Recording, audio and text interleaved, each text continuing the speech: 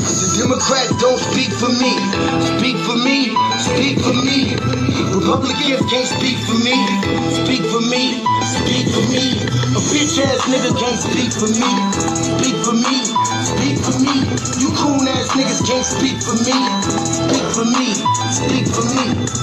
Listen here, this is a fact of life. I be rapping like Nat Turner came back to life. Grab Donald Trump by the pussy, he ain't acting right. I never run from a conflict, I be glad to fight. It's a very cold world that we living in. Somebody please tell Elizabeth you're not an Indian. You just trying to con them people to get the benefit. Just another immigrant, stealing from the Indians. That's some punk ass shit and that's too lame. Now we finna step over to Andrew Yang. And you a sucker, you can never speak for black folks. Fake ass pandemic, trying to get the black vote. The Democrats don't speak for me. Speak for me, speak for me. Republicans can't speak for me. Speak for me, speak for me. A bitch ass nigga can't speak for me. Speak for me, speak for me. You coon ass niggas can't speak for me. Speak for me, speak for me. You know your boy be high off sativa. Kamala wasn't popping, so we said bye Felicia. She ain't had a right policy. We ain't trying to meet her. Y'all can take Biden too. Bye, we don't need him. We don't need Roland Martin or that coon Al Sharpton. Didn't need Cory Booker from the start, man. I don't fuck with police and no snitch. You know I'm coming with the heat when I spit it. The Democrats don't speak for me. Speak for me, speak for me. Republicans can't speak for me. Speak for me, speak for me. A bitch ass nigga can't speak for me. Speak for me, speak for me. You coon ass niggas can't speak for me. Speak for me, speak for me. If you ever go to court and this is your luck, try not to get fucked by Benjamin Crump. I know it's hard. You and all go is hard.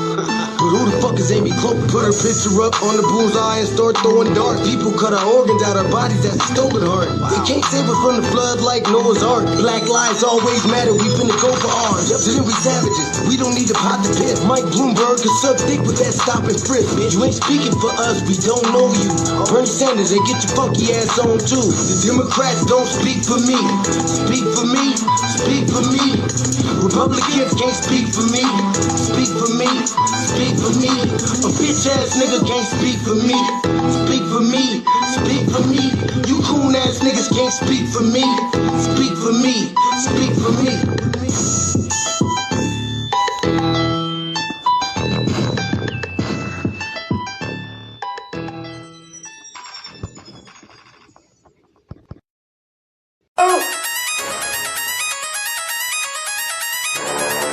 I'm talking about Shawty going crazy. People going crazy in these motherfuckers. Run that shit back, man. But it's nothing. Nothing. Got a woman on the bed.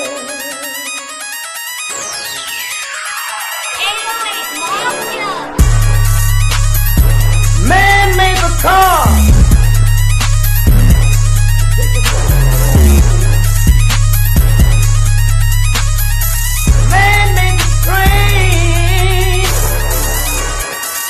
Carry the heavy load. Man made the electrolyte to take us out of the dark. Man made the boat for the water like the seven no man. Man thinks about a little bit of baby girl and a baby boy. Man make them happy because man make them dark. But after man make everything we can, do you know that man makes money?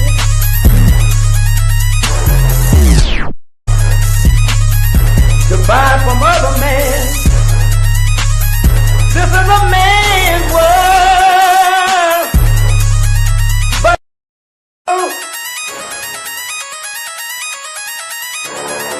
I'm talking about Shawty going crazy. People going crazy in these motherfuckers. Run that shit back, man. But it's nothing. Nothing. Got a woman on the bed.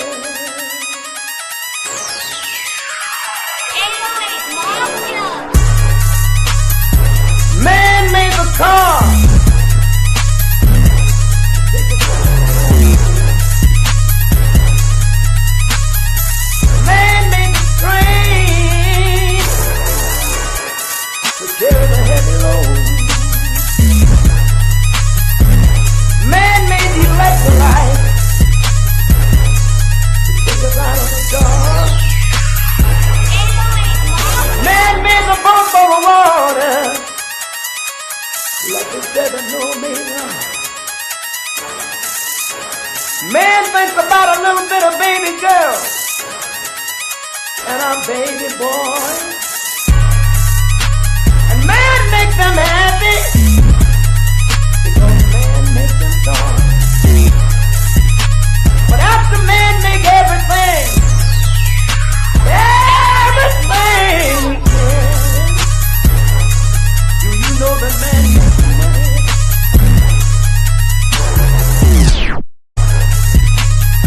To buy from other men. This is a man's world. But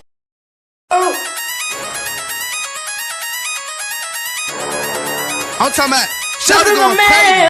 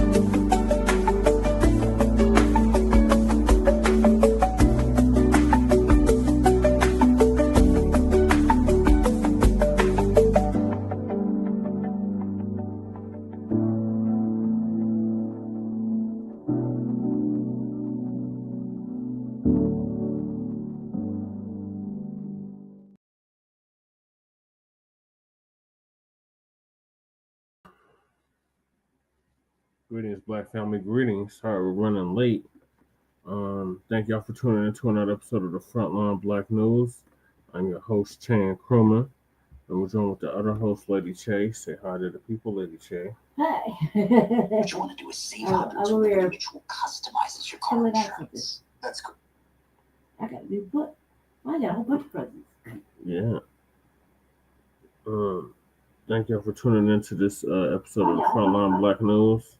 I'm your host, Chan Krummer. We're joined with the other host, Lady Che. And we might be joined with Shabaka and some other people we shall see. And on this season 5, episode 23, part 2 of the Frontline Blacc News, we'll be discussing several topics. The first topic is Aurora police officer shoots and kills unarmed black man again. Then we got Democratic influencers secretly funded by dark money group. Then breaking, former New York Mayor Rudy Giuliani seriously injured in a car crash. Then we got Walter Pleccer and his plan to reclassify indigenous peoples. The real voice that killed slavery. It wasn't Lincoln. And will the National Guard be used on these extremists? The KKK feared this black leader, Tunis, Campbell Sr., and the black towns America tried to erase. And we are based out of East Denver, North Aurora, Colorado. We give the news from a frontline and Black First perspective. We are a part of the New Blacc Media and also the signal boosters of the New Blacc Media.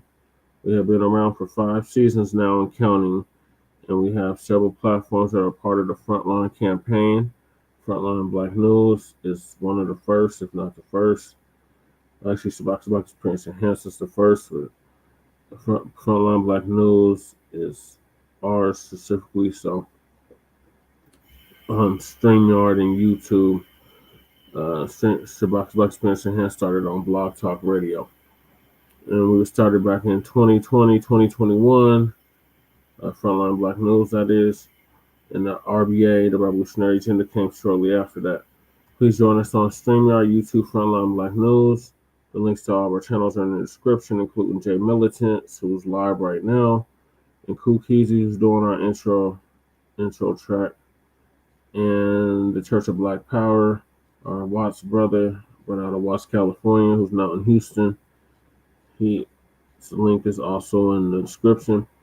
And then please support the GoFundMe that Lady Che has set up. And we got the copyright disclaimer, PeepTube. Under Section 107 of the Copyright Act of 1976, allowance is made for fair use for purposes such as criticism, comment, news reporting, teaching, scholarship, education, and research.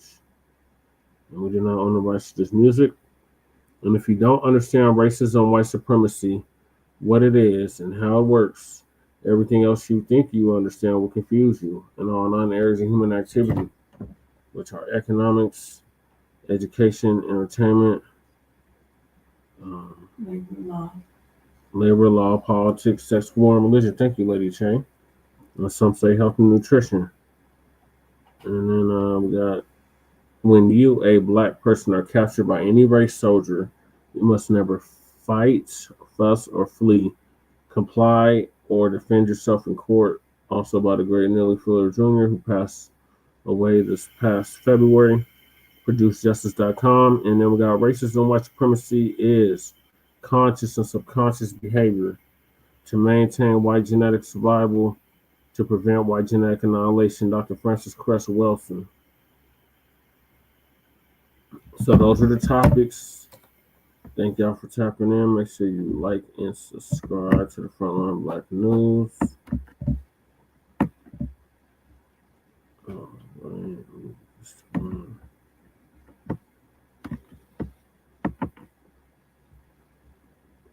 You see Lady Che in the cut. Say hi to the people, Lady Che. We see you in the corner. Hi. I was putting stuff down in the calendar because we got some Black Summits coming up this month. Yeah. We got like 2 this summits. month. and next month. Yeah, and I was putting it down, and I was like, put my little black box right here. So yeah, so looking at the kittens, we got kittens, Yeah. I'm looking at that. I would take them out, but they cry too much. They're still babies. They were really little. Just his friend had a litter, gave us some, Yeah. and it was pretty stoked. Lady Che has mousy friends at her house. Yeah, man, and no matter what the fuck I do, they just will not stop. And the brothers that come do the extermination, they're really on point. However, it's just not handling business. A community. I'm gonna do what I can, and well I can. I got 2 little killers right here. Yeah. I'm raising 2 little killers. Get them. Although it's been a long time since I had a cat. Before it was probably 97. Be in uproar tonight after a man was shot. On that, probably maybe like 2003. I had a cat, and then before that, it was when we came from California. Me and my brother both had kittens. We had a kitten each. We had a kitten each. We both came from California as little babies. And yeah. So this is gonna be my brother definitely like he don't want no more cats. Just like you don't want a baby running around. Like I said the best thing to do is just take it in and act like nothing's happening. They were like, take it back. They just share like 2 divorced parents. I gotta get a couple things. So we won't prepare. We just need a little box for the litter. They already ate and they kind of like Yeah, they already ate. Went to the bathroom. One of them shitted on my bed. by accident. Yeah, it was an accident. And so I forgot how to raise a kitten or 2. So I'm kind of like, we're just pretty content with it. We're treating it like a brand new baby. You're just not gonna touch it. Yeah. You're not gonna fuss with them. Until it cries or whines. Yeah, the cries right, then we'll deal with it, right? So I've been over here minding them. We let them roam free for a minute. Yeah, they got a little water. They got little niblets to nibble on. They was over there tearing up shit. Mm-hmm. I myself don't really care for kittens. I don't care for cats. I'm a dog person. I feel like the dog is going to better relate to me. Cats would be like, fuck off, girl. And so yeah, we let Ray name him too. Mm-hmm. So yeah. I was struggling. For some reason, my mind couldn't contemplate. I think it was the fact that one of them striped. Yeah. I couldn't think of a black name for that. Whereas anything else, I could think of a name. So yeah, that one's kind of throwing me off. We got 1 male, 1 female, so which is tight. Yeah, brother and sister. Yeah, they was tussling in their little carrier a little bit ago. Mm-hmm. They're tussling, smacking each other in the face and shit, and then they took a nap. So typical sibling type ish. That's what I used to do. Really pull my hair too much. I was like, it's on tap tap tap. And next thing you know, go get sewed up and then go take a nap. Yeah. So yeah. But he's not gonna be like me. I think once I just take his shelter and throw it in his lap and walk off, I think he'll be alright. What do you think? He's gonna be like, take it back to Kansas. You can't, so yeah. We're gonna share them. It's gonna be a rip. We're excited. It's exciting. Yeah, I'm more or less just gonna creep him into my room and see what happens. And just let him roam down the hallways. Hey, cuz, did you get a cat? The light came through the mouse hole, cuz. That's how it would be. Exactly how it would be. We're gonna sneak him in the crib, and then I'm gonna let him go to my room, and it's just over there got his feet all up and watching movies. Cuz, did you get a cat? And I'm like, no. Yeah. He does, yeah. Okay. We have to get to a more serious topic. We're gonna get to serious topics now. All right, so the first topic is Aurora police. Dun, dun, dun, dun, dun, dun, dun. Right. Aurora police kill another unarmed black man, and I just learned recently. I know this person, or know of the person, or at least their family. So this is very tragic and not not uncommon for Aurora PD. They have a reputation of killing us. They have a whole consent decree, and they still out here killing us. Mm-hmm. So they've had that for what, 2-3 years now, Right. and they're still out here killing us. That shit don't mean nothing to us. That's basically what that means.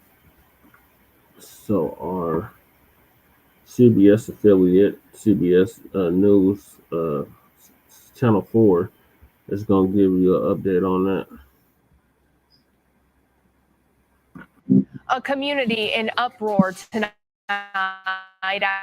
after a man was shot and killed by Aurora police Saturday evening. It happened after an attempted traffic stop near 6th Avenue and Billings Street. When the see part of the situation unfolding in this witness video that was widely seen on social media.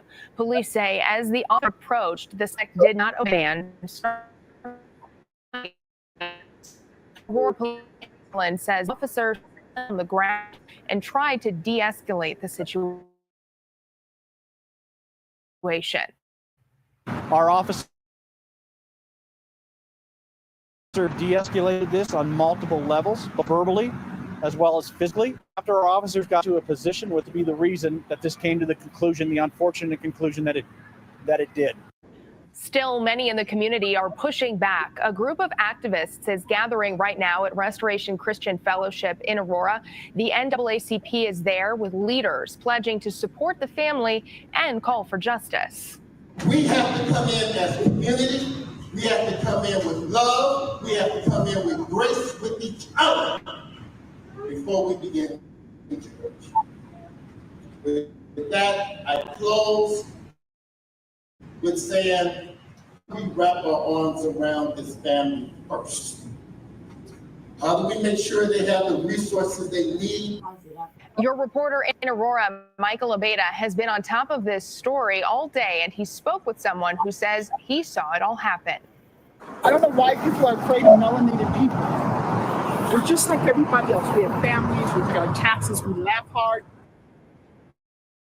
we play hard, we fight hard. Aurora police shot and killed a black man Saturday evening. They keep slaughtering my people. I saw him die right in front of my eyes. It was horrible. It was the worst thing ever. Robert Berg says he saw the whole thing. He says after an accident at 6th Avenue and Billings Street, a man that was involved got out of the car he was driving with a... He dropped the gun, and the officer was standing right here in the street, and he was standing right here. He's like, the officer's like, don't go for that gun. Berg says the two kept wrestling, the officer with his service pistol drawn and the man without a gun, until the officer shot the man. Things would have turned out different. Man, always in up a room when he walked in, took care of his kids, a family man. This man, who only wanted to be known as Antoine, says the man police shot was Ray John Stubblefield. They were friends for 25 years. He says his friend was on his way home from trade school with his son and girlfriend when the accident and subsequent shooting happened. He wants the community to know Ray John will be missed, and Antoine wants accountability for the officer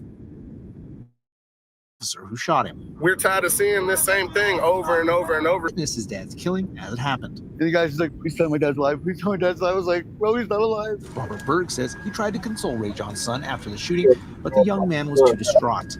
Antoine says while he waits for answers, he wants the community to stop posting the video of his friend's death. We've seen enough of it, man. We understand what's going on, and we just want to, for the privacy of the family, please just stop sharing it. Now, there will be a community vigil for Ray John at 6th and Sable at 7 o'clock tonight. We plan to cover it and have it for you at CBS, on CBS News Colorado at 10 in Aurora. Yeah, we have it for you right here. Shout out to Lady Che. I'm doing my best to work. I got some thoughts. Father, shower down your blessings on us, God. Rain on this family, rain on friends, God. Rain on this community, God, because we need you like never before, God. Father, we pray, God, that you strengthen us to come together, God, that we'll be able to raise, God, our young men and our young women, God, to be what you call them to be, God. Black men, white men, Jew, Gentile, God, Spanish, God. We need them all, God, in the mighty name of Jesus, God. Father, I pray for our women today, God. I pray for his mother. I pray for his children, God. I pray for his family, God. Everyone connected to him, God. We speak peace, God, in the mighty name of Jesus, God. Father, I even pray for the gang members, God, that are here today, God. Let them not to retaliate, God. Let them, God, to speak peace, Father, in the name of Jesus, God. Father, you come down from heaven, for you said in your word, God, vengeance is mine, said the Lord, God. God, you handle it, God. You know what that officer did, God. You work on them, God, in the mighty name of Jesus, God. Father, I command, God, that he be arrested, God, that he goes to trial, God, he goes to what he needs to do, God, for the crime that he did, God. He murdered him, God, but we speak peace, God, in the name of Jesus, God. We need it, God, right here, God, on 225 and 6th Avenue, God. We need it on Billings, God. We need it in Sable, God. Every house that's represented here, God. I speak peace tonight, God, in the mighty name of Jesus. And we forever to give you the praise, God. In Jesus' name we pray, God. Praise John Strong. Amen.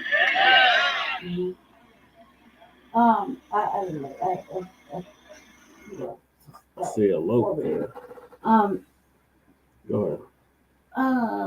Well, what are your thoughts on the video? Yeah, I'm for sure know what to. He literally was involved in a car accident, hit two people, hopped out the car, and ran the police, tried to stop him, and he was charging the police. He dropped allegedly. But then that video doesn't show you that he had got hit apparently by an officer. Right. And that's why he was rushing the police. Right. And I mean, the police could have took a taser out or something. You know what I mean? Call for backup, do something. There's a couple of preventative measures. But the way that view looks, that view don't look like. That view looks like. Oh my God. The first thing God wants us to do is acknowledge you. Yeah, they're performative. Like if they said stop showing the video, but then they go do all this, it's like whoa. So I was really lurking. That came from Jeff Ford's crew. Yeah. They're known for not known, but them motherfuckers are like avalanche chasers, not like they are. They drag the family through whatever, you know. They got Aurora City Council shut down behind them. I didn't really know that it was going on like that because it's in my neighborhood. It's kind of in my area. It's more like the Elk Ridge, but it's yeah. It's kind of in my area, yeah. Like it's not that far. If I want to drive it, I can get there. You know, it's not that far. It's not that far. The thing is, I didn't really know about it till right now. And it kind of like, once they put their funk on it, man, I kind of just don't want to touch it after that. Because it's performative for them. It's serious for us. You know what I mean? Right. And the way that video looks, that video is kind of gonna side with the way you can't hear. The way that video looks, it looks like it's gonna side with the pig. You know what I mean? So we have to wait and see. I don't want to hear any more of what they gotta say the ambulance chasing shit, and you know how you need prayer and all this extra stuff. He's asking for a lot.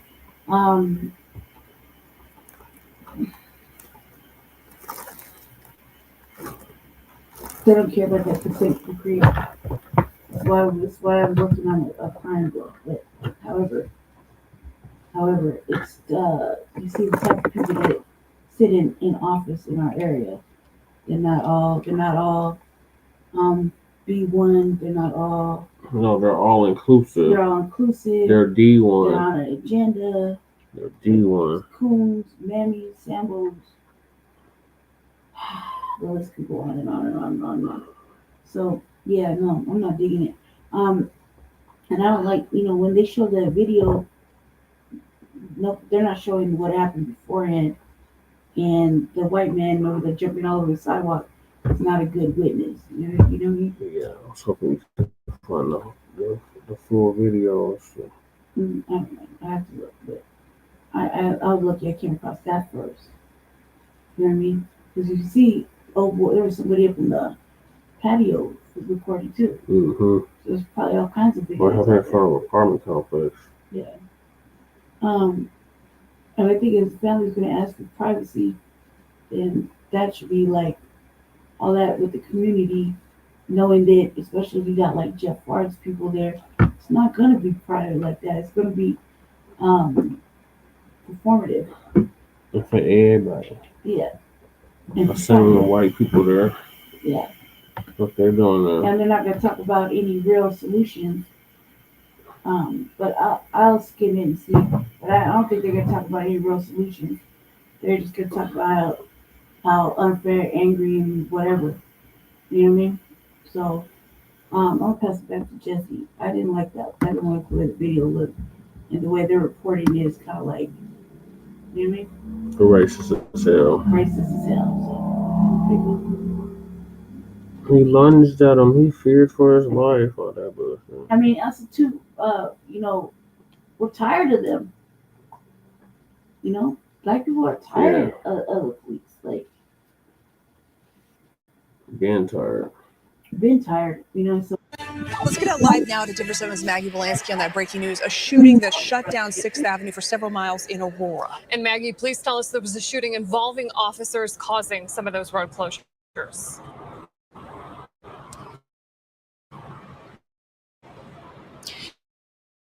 Jacqueline and Claire, I am on scene right now. We see a lot of law, almost every single corner of this road, again on 6th Avenue and Billings. We were standing a little bit out front of the Denny's here. We saw a couple people coming on out here, but now I'm telling you, there is a crowd out here that has formed on this corner. I'm going to see if Caleb can zoom in a little bit here. They are yelling stuff at law enforcement. We heard from a woman who was in the crowd who tells us that a man has died and no aid was rendered to him, and that he is still here where he fell. I also saw another lady in this opposite direction out here. She was sobbing. I can only imagine that she heard some news here. And so there's a lot of emotion out here. Again, we're trying to figure out what happened. We are still waiting to hear back from police, waiting out in this media staging area to get some answers and to understand what could have happened here. We're seeing some cars as well. That looks like an accident could have taken place here with some damage. But again, a very large law enforcement presence here. Now, again, that witness who I spoke to says she was rear-ended and pulled over. She saw an unmarked police vehicle come up, and she says one man got out of a car when an officer pursued him. Then she says that officer shot that man at least 3 times before he fell to the ground. She also said that man had no weapons on him and that his son was also there. Take a listen. The hardest part of this whole thing is that it happened right in front of his son, because his son was also here watching what was happening, and he was screaming, "Dad, Dad, Dad." And then he told the officer, "You just shot my dad."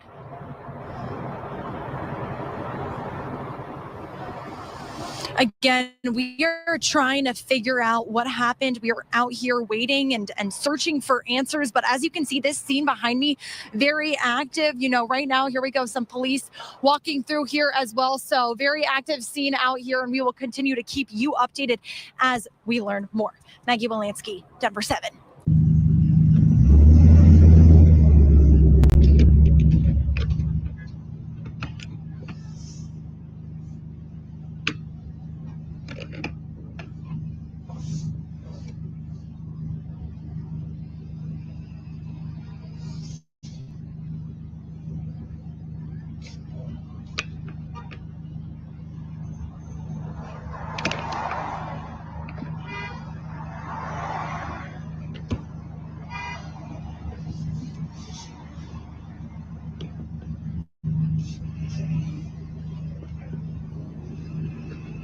did hit him. Yeah, shut off the shit out of it. The whole video. That's the whole video. Because they left out that part of the officer hitting him. He hit him. Mm-hmm. And hard too. Ooh, man, I wish you could write that. Let's just say this. Let me go back. Computer's starting that stupid. Should have restarted it before we went live. Oh,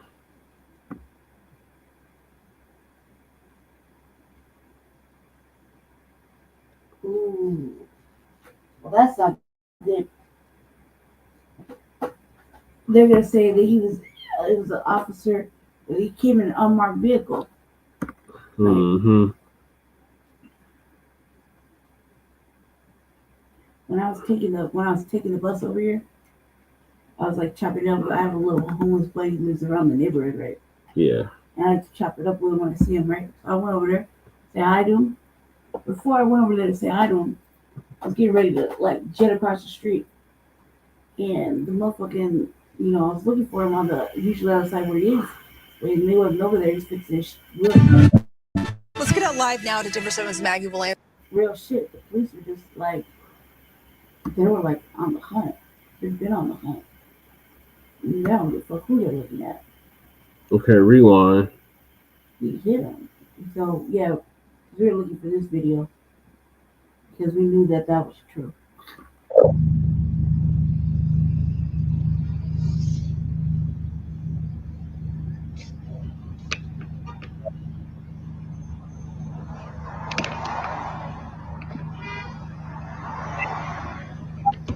Yeah, he was walking away and he came up behind and hit him. Look, he turned his back, he was walking away. Like probably tell his son something. Is that a woman? A woman officer? No, it's a male officer.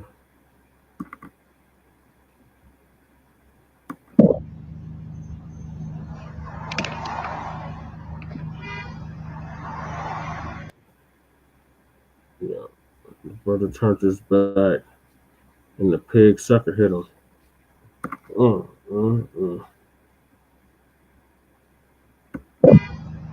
Yeah. Right there. And then he bucked him 3 times. At least 3 times.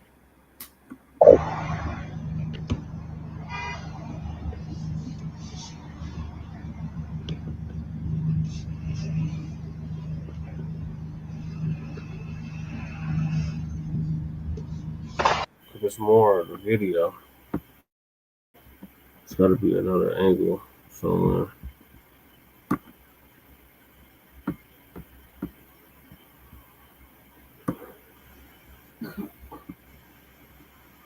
Please, man. So give me pause and running in Aurora. And just checking for some bread. Then I was going, I can't stand APD. Yeah. I mean, I couldn't stand before, but that after what they gave me recently, yeah. No. Well, now we know. Sucker punch.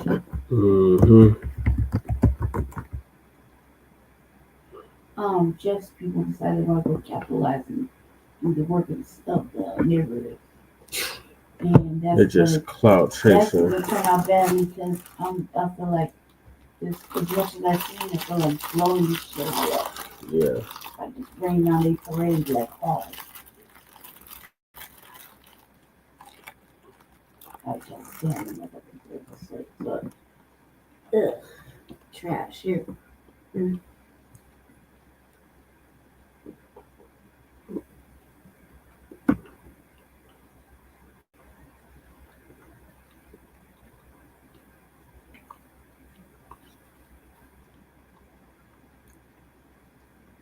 I at least show that part a couple times because, we're getting an understanding. But he was like, at that point you get hit, all you see is red. He had to have a reason. So he hit him first, The brother did what is instinctually fucking thing here, dude.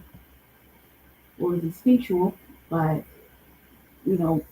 pressing him and officer fucked on him in front of a child. Yeah, he's just in front of his son.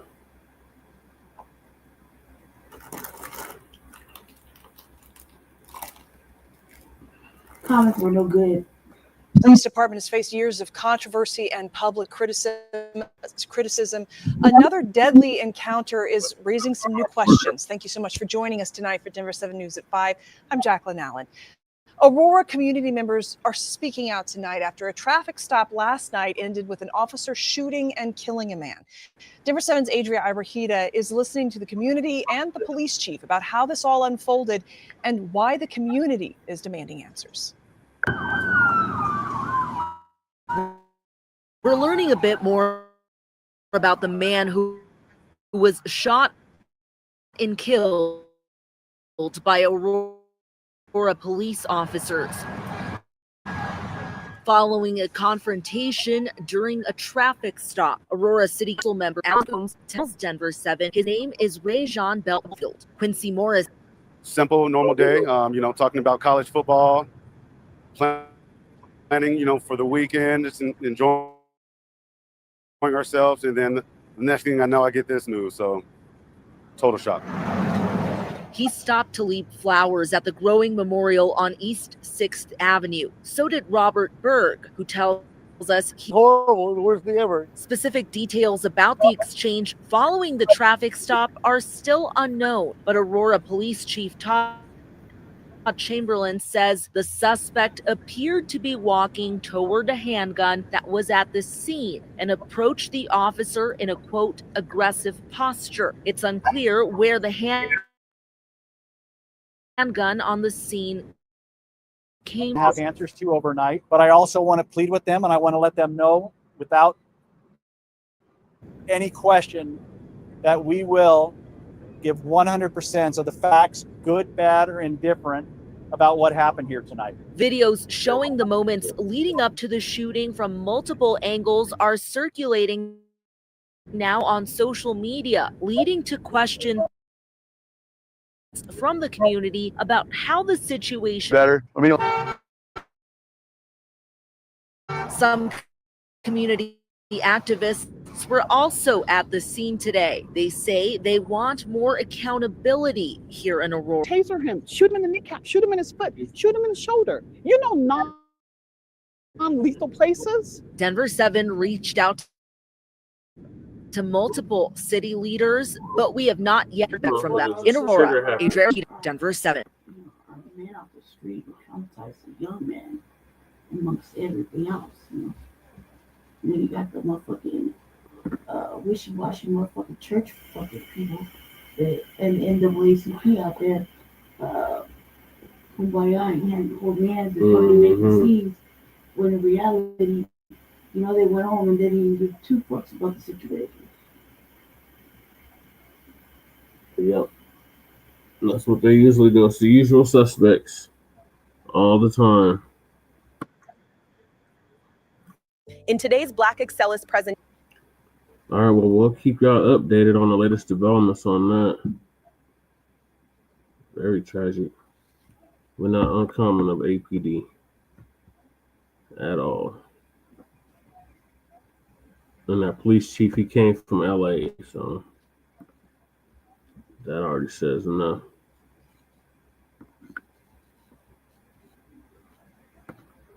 Niggas outside my window. Yeah. Let's see. So the next topic is from Professor Blacc True. Shout out to Professor Blacc True. He's gonna give us an update on these Democratic operatives that are receiving dark money, or as I call it, pale money.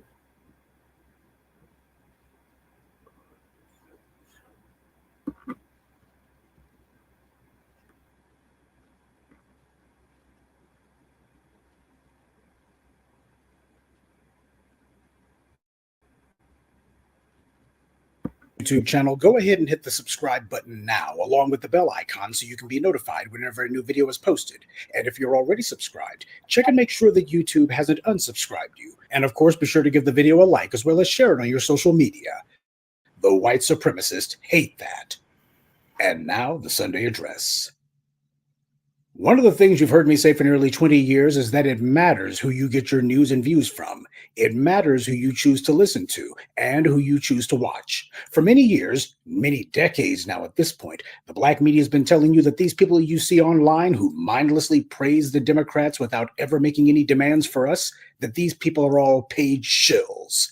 Perhaps what we need to do is to define terms. Why do we call them shills? Well, do you know what a shill is?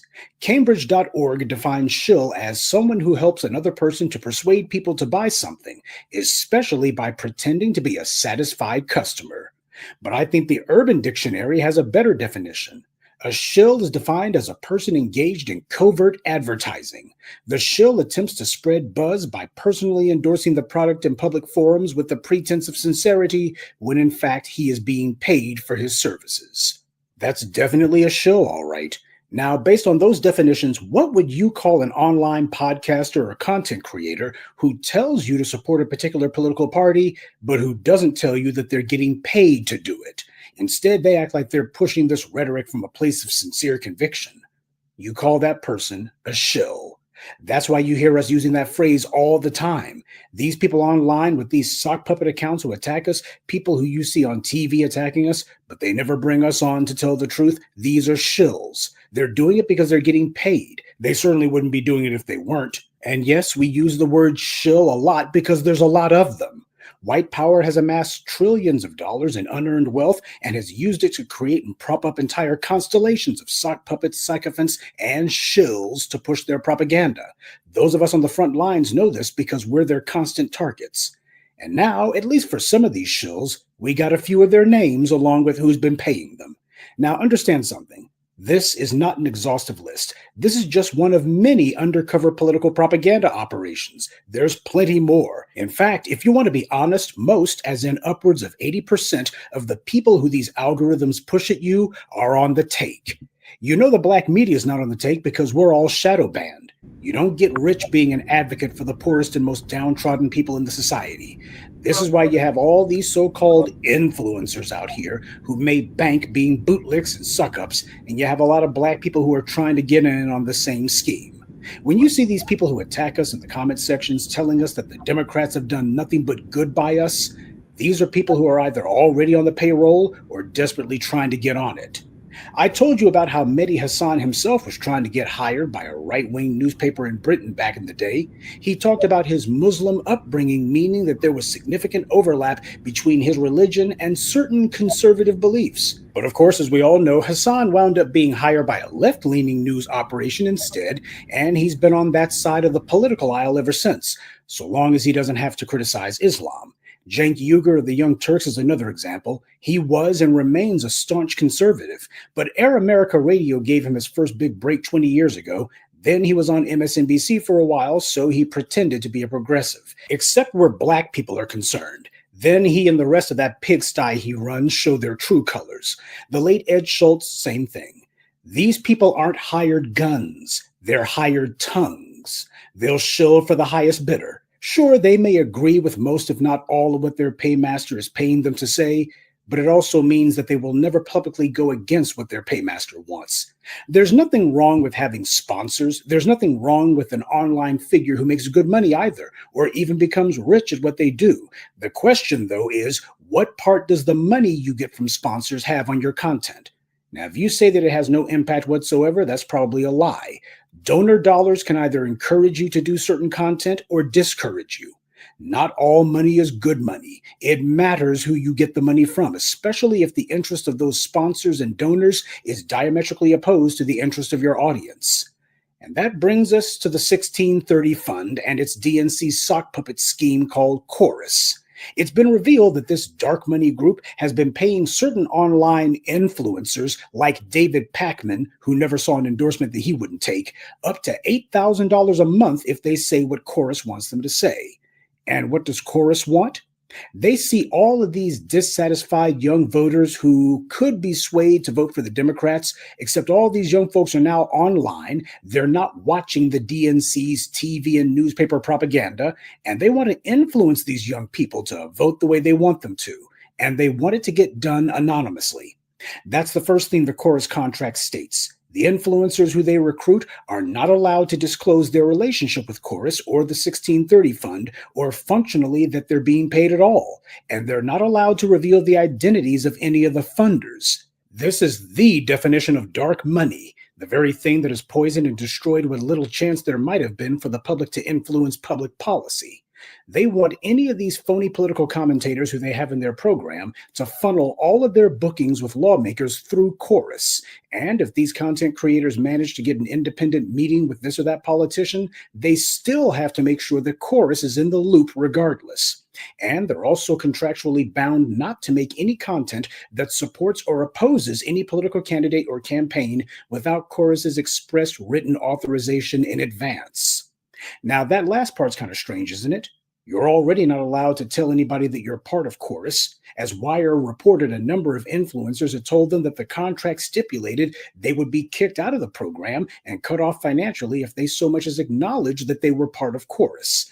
And yet, even with total anonymity, Brian Cohen and his pals still want to dictate to these content creators which candidates they're allowed to endorse or oppose, even though these influencers are prohibited from mentioning Chorus or the 1630 Fund to begin with.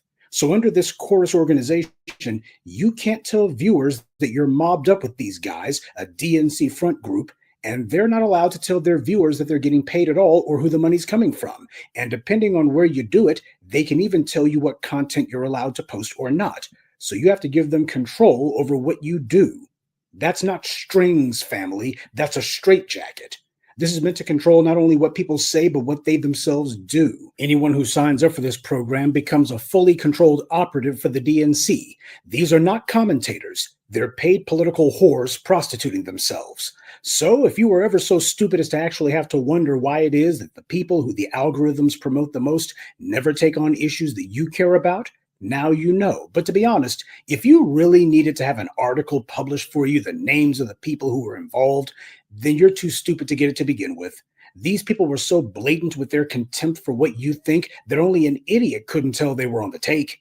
Now that this is blown up into a scandal, the sellouts who got mentioned are trying to do damage control, and it's obvious these statements are being handed to them from Chorus or 1630 themselves, because they're all literally using the same talking points to try to excuse all this away, and that's going about as well as their advocacy for the DNC went. Brian Cohen and David Pakman are denying everything and saying that nobody's being dictated to. This Chorus organization isn't telling people what they're supposed to say. That's weasel words. They tell you got to run your interviews by them, that they can alter your content or control what you can or cannot post depending on the circumstances, and that they'll cut you off financially if you say the wrong thing. And they chose their puppets based on their content, which means that if you're not solidly on board already, then they're not even going to reach out to you. So there's no need for them to tell you what to say when they can cherry pick people who are already saying it. And when they can also vet for people who are just looking to get paid and will say whatever they got to get that $8,000 per month. That's called influence, family. The thing about influence is it's deniable, but it's also always in the room too. The United States never has to say, you better do thus and so or the US will retaliate. Every country in the world already knows that the US spends untold trillions of dollars to solidify its military grip on the planet and to pay corrupt politicians around the world to do its bidding. When these other countries are having meetings, nobody says, the US told me we better not do thus and so. They don't have to say it because everybody already knows, and these other countries move accordingly. Whether they like it or not, before they do anything, they have to consider what the US will think of it, and that will affect what they do. That's called influence. Influence, not direct control. But then again, the Brian Cohens of the world already know this. And why does this group exist, Chorus? As one of their spokespeople said, they exist in order to get around Federal Election Commission rules, so they can get their message in front of voters without having to admit who they are. This is from Graham Wilson, a lawyer working with Chorus. Quote, It gives us the ability to raise money from donors. It also, with this structure, it avoids a lot of the public disclosure or public disclaimers, paid for by blah, blah, blah, blah, that you see on political ads. We don't need to deal with any of that. Your names aren't showing up on, like, reports filed with the FEC. Did you get that? This is about getting money from donors. And why would donors want to give money to these guys? Because, as Wilson explained, they can do it without having to disclose that they're behind it. And there's no FEC reports that their names will wind up on. They can throw a rock and hide their hands. Or in this case, they can pay a bunch of other people to throw an avalanche worth of rocks, and nobody even knows who paid them to do it. These are the big donors to the DNC who are the deep pockets behind all this. The same people who put money into the DNC are the same ones who put money into this chorus scheme. So to say this isn't the DNC, sure, it's the same people who fund the DNC. That's a distinction without a difference. Both Republicans and Democrats in their turn have been caught going to the big donors and saying, hey, ignore all that stuff that you heard me saying on the campaign trail. That's what I got to say for the rubes, for the voters. When I get into office, nothing's going to change for you. That's what they tell the donors behind closed doors when they think nobody's listening. I laid out for you how Kamala Harris has been getting money from the big institutional investors, like the president of Blackstone, America's largest landlord, who has bought up literally entire neighborhoods and created the housing crisis. And yet people are actually shocked that Kamala Harris refused to say a single word about the housing crisis. The real obscenity isn't Donald Trump's sexual degeneracy. He only screws one person when he engages in that behavior. The true perversion is how the self-proclaimed champions of the working class and the downtrodden boldly defy their base and tell them, we're not going to do anything for you. In fact, we're going to give more money to the people who are ruining your lives. See, the white right got caught in the same scandal, taking money from shadowy entities, some of them in Russia, in return for pushing the party line. And now we see the Democrats are doing the same thing. It's been excruciatingly obvious that these people like David Pakman and others are on the take. He's not on black people's side, that's for sure, and he's not alone either. All these chumps sound like robots because they are. They're told the parameters that they have to stay inside of if they want to keep getting that donor cash, and they do it. You didn't need Wired or anyone else to confirm that these people are shills, and if you did, then you're a moron. This is why you have these politicians who only go on certain podcasts and only talk to a handful of these so-called influencers, even though there's plenty of people out there with far larger audiences. This isn't about audience size, though. It's about who will let them spew their campaign spiel and not call them out on their BS. There's plenty of huge left-leaning and progressive influencers out there with enormous audiences that this chorus program could have reached out to, but didn't. People who are fully on board with every Democrat policy, from abortion to transgender, you name it. But people couldn't help but notice that the big names who chorus didn't reach out to usually are people who criticize the Democrats' refusal to back policies that their big donors don't want, or people who openly oppose Israel's genocide in Gaza, or people who back reparations and anti-black hate crime law and other true racial justice policies. The message is clear and undeniable. Put pressure on the DNC, and you're not going to get a check. Make demands for black people, you don't get a check. Criticize the Netanyahu regime, you don't get a check. This is why clowns like the Young Turks did their pivot. This is the game, and they all like to play it. These people don't reflect what even their own white progressive viewers want, and yet these people have tons of money thrown at them. They get put on TV, they get these nice write-ups and online articles because big money is behind them, and yet they have the nerve to deny it. The people who work at Fox News claim the same thing, but as we all know, Sean Hannity has literally been a political operative of the Republican Party. He's made donations to them, the whole nine. CNN tells you the same thing. Nobody tells us what we can and can't say. And on MSNBC, there's been a similar dynamic, with former White House officials leaving 1600 Pennsylvania Avenue and immediately getting jobs over at 30 Rock. These paid liars on corporate news networks also claim to be independent, even though since at least the days of Edward R. Murrow, we know that that's a lie. The main individuals who we know are liars over on cable news are the main ones who will yell at you and point their finger and say, we're not puppets for anybody. We have complete editorial control over what we say. Nobody tells us to do anything. And then as soon as these people leave or get fired, they start some podcast called So-and-So Unfiltered. Keith Olbermann's been about the only person who's actually admitted that there were people who were so angry about the criticism that he was giving Fox News that the executives at GE, back when they owned MSNBC, threatened to cancel the whole network because a GE executive's mother was a fan of Bill O'Reilly's show. And when Keith Olbermann made it a point to skewer O'Reilly every chance he got, apparently this executive's mom got mad. MSNBC is about to be split off from NBC proper. They're going to be called MS Now or something. And what is Joe Scarborough and Rachel Maddow and others on the network saying about this change? They're saying that now they're going to be independent, which of course is exactly what they were saying about themselves before now. So no matter who it is, all of these TV and print pundits claim independence while working for the most stifling, most controlled, least independent places on earth. These people are puppets on strings, the very ones who everybody else complains about, and yet these same people on cable TV claim that nobody's got them on strings, nobody's paying them to say what they say. All the while, they count the millions of dollars they get paid to say the things they say. Are they truly speaking from conviction? Well, when you consider how much money they get, when you consider that they make sure that only the same stale, pointless rhetoric gets repeated day after day after day, does it even matter what they believe? They'll only talk about the same old thing every day. They'll never challenge anything that matters. They almost never have anyone on who voices a point of view different than the company line. And on the rare occasion when they have someone like that on, they make sure these people are outnumbered. That's how they do what Noam Chomsky called the bounding of debate, to make sure the conversation never goes outside of certain predetermined limits. Family, understand that white power believes in putting money behind the things it wants. This is why I made the now classic video, Why Roger Ailes Isn't Going Away, which you can watch on this very YouTube channel. The mega millionaires and billionaires of this world, they don't just sit back on the beach. They use their huge fortunes in order to try to reshape the world the way that they want it to be. The multimillionaire Joseph Coors of the Coors beer family wanted a right-wing message on broadcast TV, so he put money behind it, and that was back in the 1970s.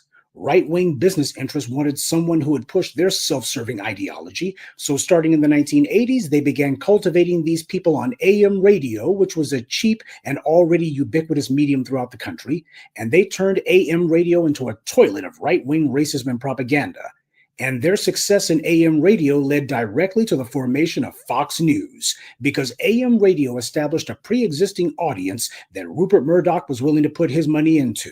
And that makes it self-reinforcing. When people are getting paid a lot of money to do something, they tend to do a lot of it, and it tends to attract more people who want some of that cash. This is why Simone Sanders seamlessly jumped from being Bernie Sanders' campaign spokeswoman, which was allegedly opposed to the establishment policies of Democrats like Joe Biden, to being the chief spokeswoman for Joe Biden.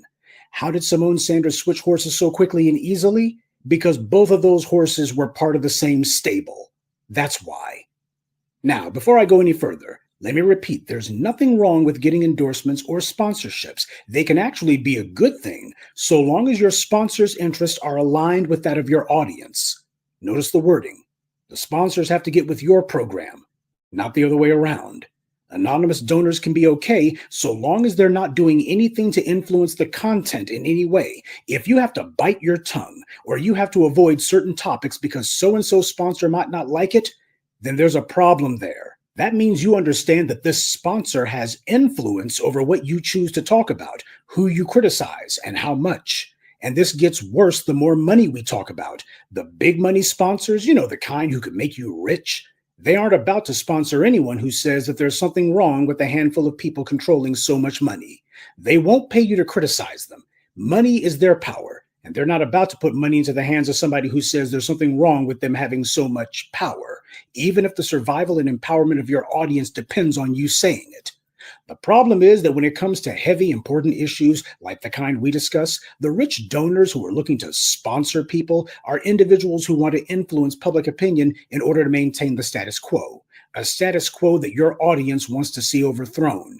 What we do threatens the status quo and the people who benefit from it. The civil rights generation were not looking to destroy white supremacy. They were just looking for a comfortable place under it. Well, those of us who came after that failed generation were built differently. This is why white power brought in a boatload of tethers and put them on and gave them platforms. They had to do it because every black generation since Generation X hasn't been on the BS, certainly not as many as they would need. So we get the Candace Owens and the Coleman Cruzes and others. They have to import mouthpieces from overseas because we refuse to go along with the BS here. This is why 17 years ago I gave you the definition of what a media is. A media is defined by who owns it, who controls it, and whose interest it operates in. When you have these sock puppet groups who spout the same old crap, that's because someone else owns them, and they control them, and they operate in the interest of a handful of wealthy dark money donors, certainly not their audience. And this is who these bootlicks and butt kissers are trying to please. They're all auditioning for a job from these rich creeps. And this is the result. These charlatans have now been exposed, and if their audiences have any integrity, they'll drop them yesterday. But then again, if they're listening to people like this, their audience probably doesn't have much integrity. Remember the last Sunday address I gave before I said I was going to go on hiatus? I explained that too many people, most in fact, will gladly overlook the duplicity and dishonesty of this or that political party or this or that person who they've bought into. It becomes like a sports team. They'll back them even if they never win a single game. Hell, even if it turns out they were playing for the other team. From con men to politicians to TV preachers, people tend to make excuses for individuals who they know have lied to them. So if you're expecting this to be a total and immediate collapse of these fakers, frauds, and fools support base, you have far too much faith in human nature. It reminds me of that saying that Mark Twain was credited with: to fool someone, you must first overcome their intelligence, but to convince them that they've been fooled, you have to overcome their pride. However, just because their entire audience doesn't abandon them in a single day doesn't mean that they haven't sustained a mortal injury. Other influencers have broken faith with their audiences too, and they saw their support hemorrhage until they eventually shrank to a point that they simply couldn't recover. The same way that these TV news channels damaged themselves, the same thing could happen here. We'll see. This is not some desperately important issue for me to speak on, but I felt moved to chime in because this gets to the very heart of these people who attack us and why it's important that you make sure to keep your eyes and ears on people who are operating in your interests. So for all of those people all of these years who have heard us saying, hey, these big names that you're seeing in the white media, these people who are getting pushed at you by the algorithm, these people are all on the take, they're getting paid. Those of you who want to pretend as if we were to be doubted, well, now you got confirmation from the white media itself. Sure, they're coming along several years late, but then again, as I've always told you, if you're not listening to the Blacc media, you will always be the last to know. We are the grassroots, while these other people are just astroturf. Again, there's nothing wrong with having sponsors. I don't, but if I did, it wouldn't be a problem. I don't do pocket watching. If someone likes your content and they want to go ahead and support what you're doing at whatever dollar level, then fine, get your money. The problem is when people are clearly taking marching orders and they're operating in ways that harm their audience's interests, and then they lie and claim they aren't doing it. That's the problem. These white media websites like YouTube and Facebook, they platform and promote these clowns.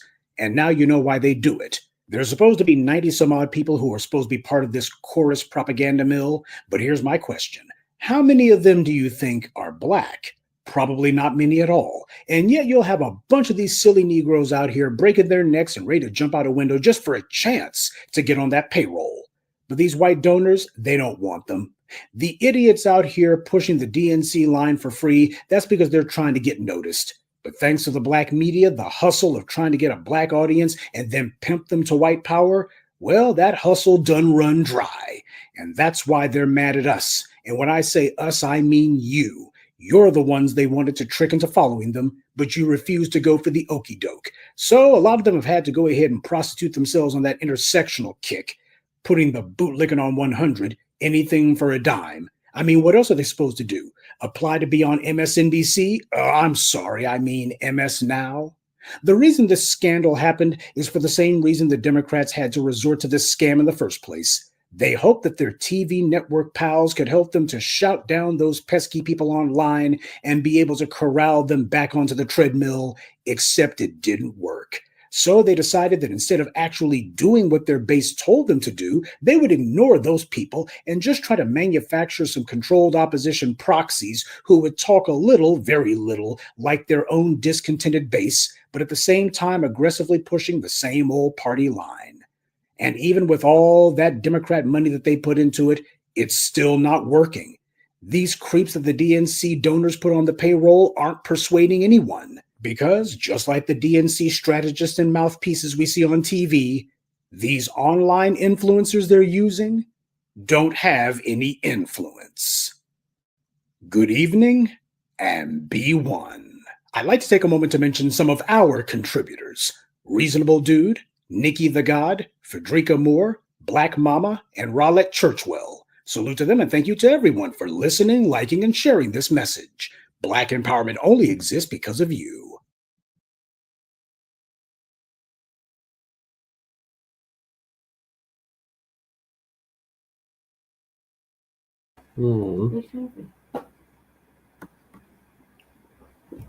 Yep, cat show. Shout out to Professor Black Truth for giving us that insight on that chorus. Yeah, those damn Democrats don't have the pulse nor the influence.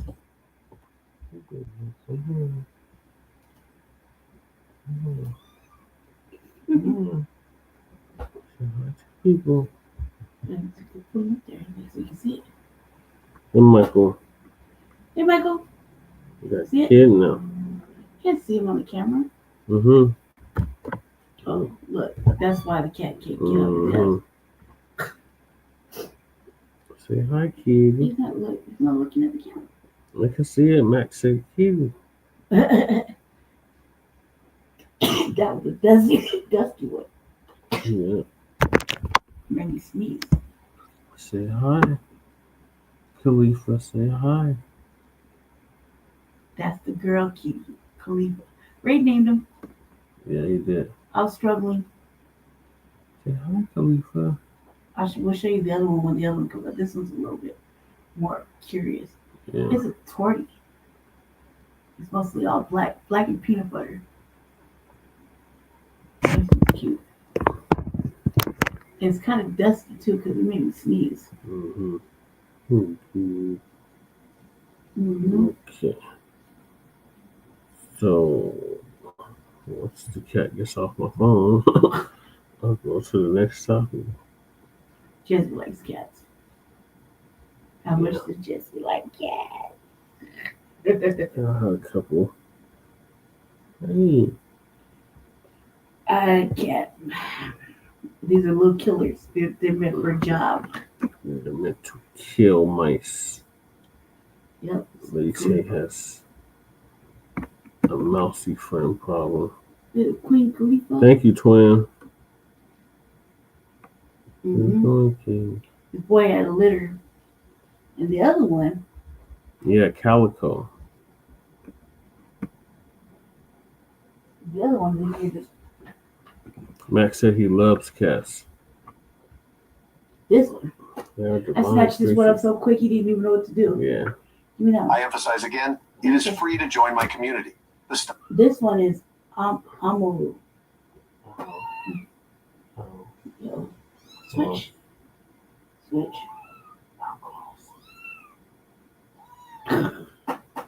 I snatched that one up so quick it was hard. I just been rough with them, like really rough. It's got to be brandy proof. What's the other one? Say hi. You a dusty motherfucker. Say hi, Emerald. Yeah, they love me already. Yeah. Me, not so much. I don't think. See? Like, let me the fuck go. Yeah, we got two of them. Two killers. Yeah. No, I'm not a cat person. But I kind of roughed them up because they gotta be hood approved. And this motherfucker is straight look. Hey, what you crying about? You doing none of that crying shit over here. Trust me, baby. You just wait till we have our first baby. That's what you crying about, little guy. What you crying about? You're doing that crying with just singing, laughing, and talking. Oh man, why does it sound like that? I'm not even playing. This is the other one is Aurora. Yeah. And this is okay, cuz calm down. All right, so in Calm other down, you little news, face it. Calm down. Oh, Mr. Stop and Frisk. Crew's in the building. Crew said, those cats are ugly. Quit hating on my cats. You know what? Shut up, Crew. You named them. You named the cats. They're not ugly. They're cute. You hear him crying? He's like, let me down, bitch. Mm-hmm. Stop it. You're going to replace it. Take it out that ass. Where are you going? Okay, go explore. Here. Stop crying. Here, go. Go, go, Where are you bitch. Go. going? There, eat. Drink water. Be merry. Where are you going? Ow. Ow. There. You was like, see, I put 3 in there. Laugh aloud. I'm so naughty. Mm-hmm. Gotta have a cat moment. Great for the environment. Yep. They'll get used to it. I really just trying to get them out their little. They came in a little box. Now to drink a little water, eat a little food. Mm-hmm. Should I put them in the potty box? Put the black one in the.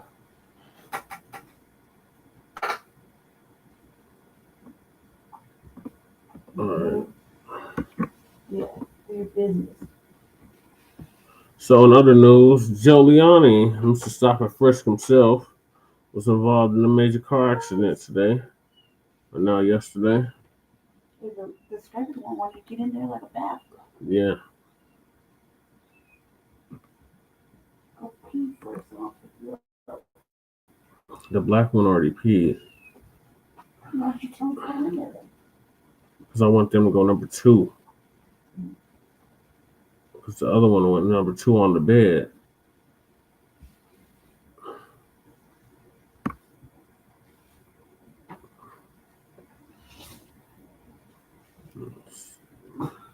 He got snatched up so quick into the box, he didn't know what happened. Yeah. Turned around like, hey, yeah, I did it, but no tussle.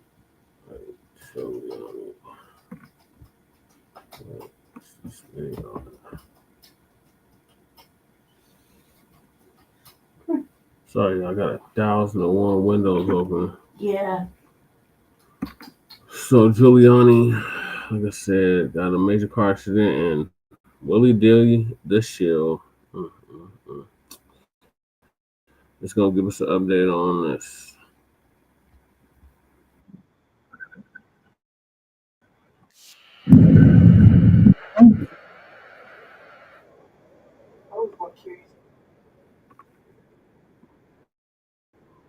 Damn it.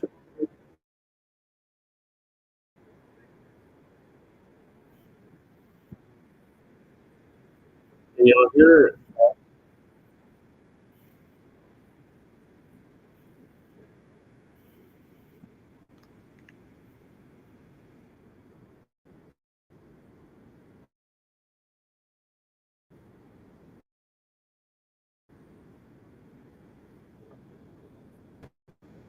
Oh.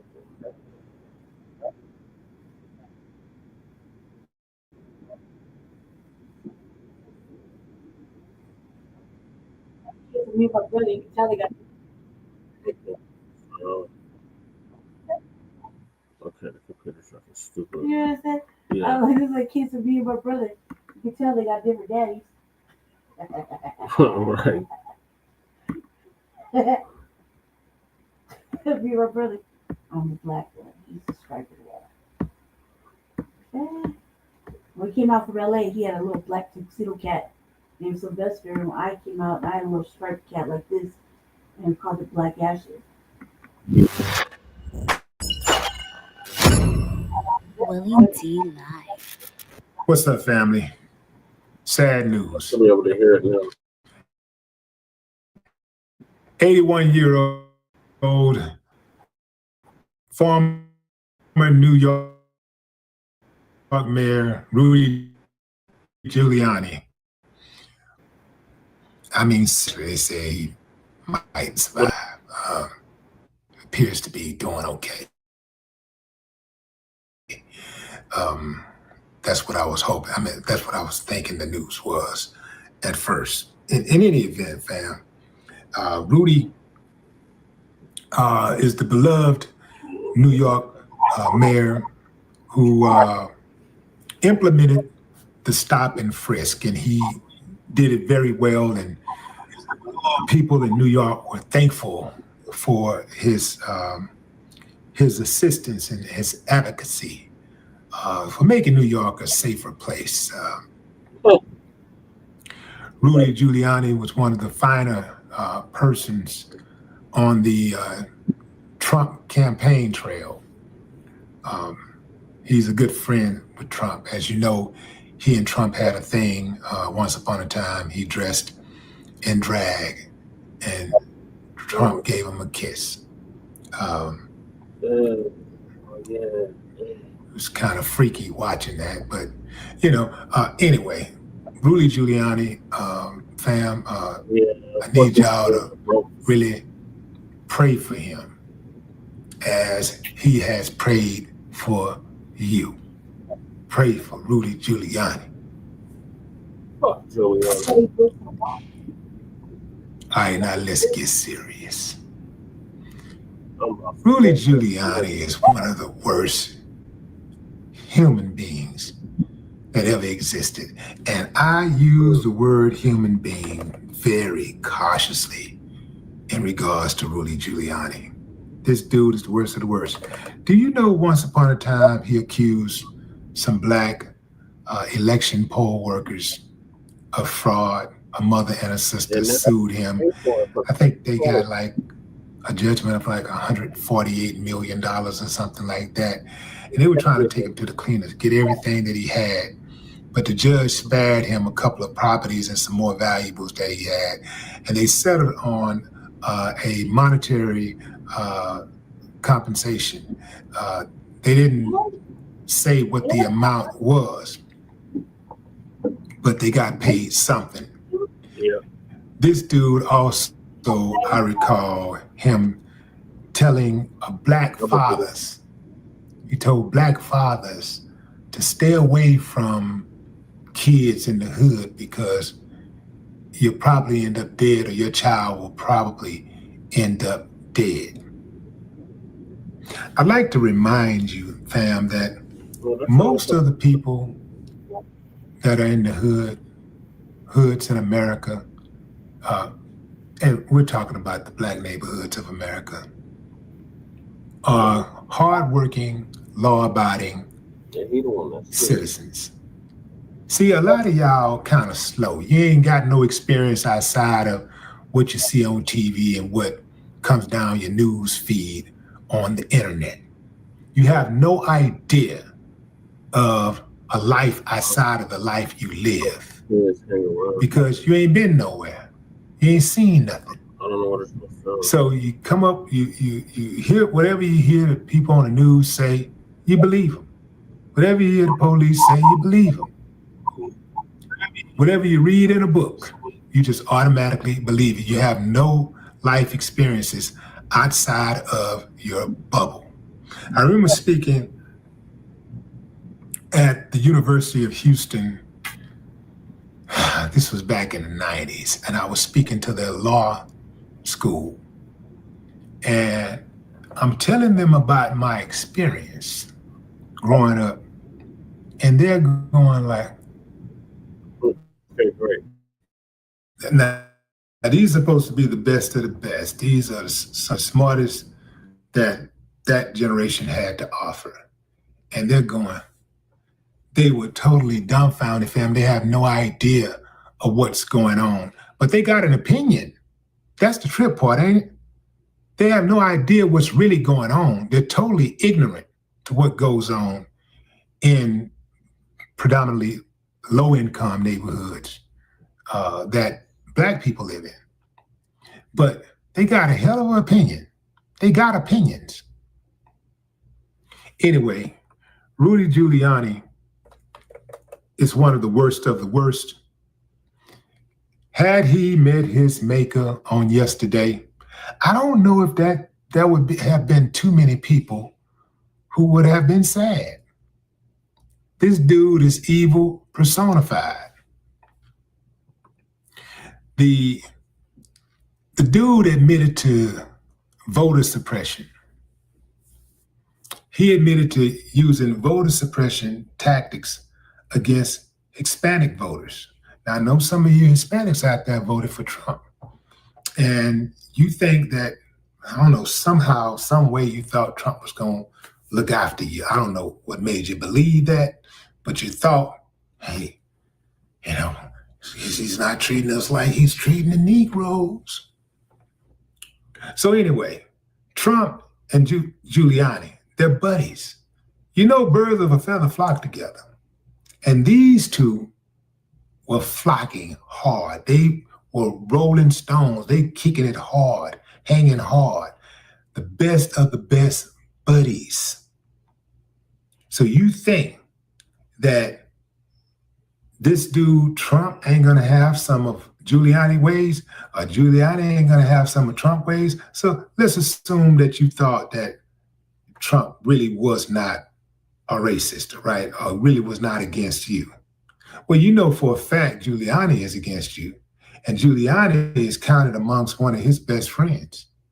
So you think that Trump wouldn't have some of those racist residuals? You know what I'm saying? Some of those racial remnants? You don't believe that?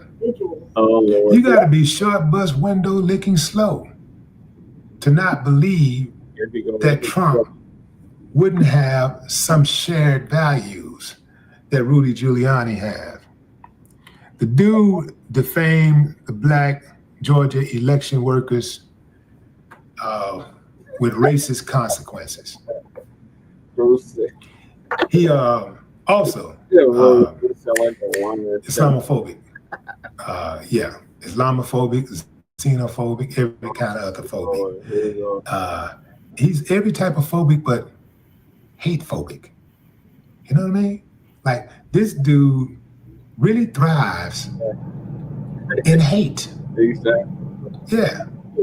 I don't know how he survived, but that just goes to show you, fam, all you people out there that talk about karma, this dude is 81 years old. He's been evil personified. He's been the devil's advocate his entire life.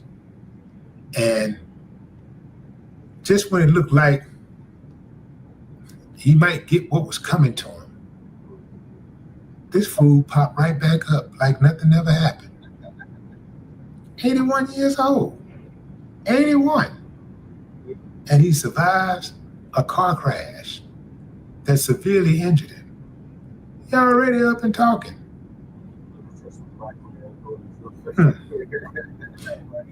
Maybe he'll get a nurse that don't really know what they're doing when they give him his prescription. Perhaps. No more talk. I told you she had to go. Tonight, several developing stories as we come on the air. I don't care about what y'all talking about. Yeah, so great news. I wish they would have finished off the job with him. But yeah, the hell with Giuliani. That's Mr. Stop and Frisk. That's what he implemented when he was the mayor of New York back in the late 90s, early 2000s. To hell with him. And shout out to them sisters he got to pay for the rest of his life. Mm-hmm. Yeah, he can't hide out on that. And anything he gets from this accident is going to go right to them. Mm-hmm. What are your thoughts, Lady Cherry? I think that he should be living in a cardboard box near the subway. You know, he obviously can't get back on the Trump train. So, you know what I mean? Trump totally abandoned that shit. I think he should totally be homeless. Yeah. What's he doing riding around in a car? Right. You know what I mean? In New Hampshire. He shouldn't even have a car. That shit should be with them sisters. You know what I mean? He shouldn't even have a car. This questions that, the judge can, easily say, why were you in a car driving? Did you catch the car? The old person? Yeah, he run around talking about he a freedman though, crew. Yes. Naheem. Mm. If that's not the same guy from New York and New Jersey, he's out to sabotage operation. Yep, that's the same though. That's just a part controversy in the late 1880s. I gotta see the comments. I could do this. Yeah, that was the Democrats that was behind that, Michael. Yeah. That's all I gotta say about that. But I think they should be in a cardboard box. Willie is off code. But Tariq off will be cordial with him. Just like Boyce. Oh my God. Right. Don't get me started on Boyce. Right. Well, this shooting is just not going anywhere anymore. Yep, it's all about the money. That's exactly what Professor Black Truth was talking about. Mm-hmm. Just a little bit ago. He works with Cobra and those other non-lineage reparations for everyone groups. Yep. That sounds right, but he's running around talking about he's American freedman. That's his latest thing. He's a freedman now. Not him. I think it was a tether. He is a tether, but he's running around talking about he's a freedman. I'm sure somebody's going to pull the paperwork. It's just a matter of the next Twitter space. All right, so the hell with Giuliani. Yeah. He can eat piss. He can eat shit and die for all I give a fuck about. Didn't do nothing to help black people when he was the mayor of New York. In fact, all he did was harm black people. So, specifically FBA. So, yeah, the hell with him. All right, so moving along to a real serious topic that we've been trying to get Shabaka to research, and that is Walter Pleccer and his plan to reclassify indigenous peoples. Did you check? Yeah, he went live. Oh, yeah. Yeah, I seen that. Yeah, he claims FBA, but he's a Nigerian. Yeah. Yep, that's him. Yeah, he's running around talking about he's a freedman now.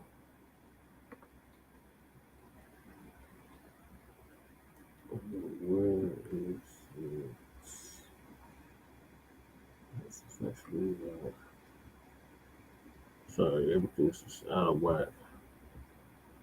Walter Pleccer.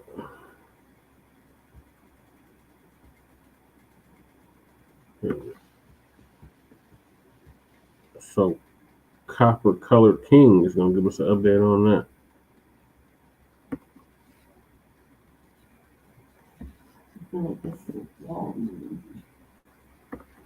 No, it's the AC.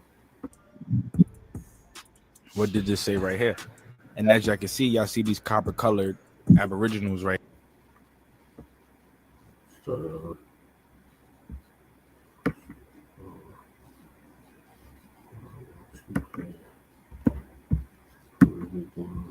Cool. She said cool of the young. Just want to start off by introducing a couple excerpts that I found. Just some proof that the aboriginals of America are what we know today as black people. What did this say right here? And as y'all can see, y'all see these copper colored aboriginals right here. Darker skinned, swarthy little babies, you know, they will all be known as black today. Even if they are light skinned, like some of these ones on the far left, they will still be recognized and known as black.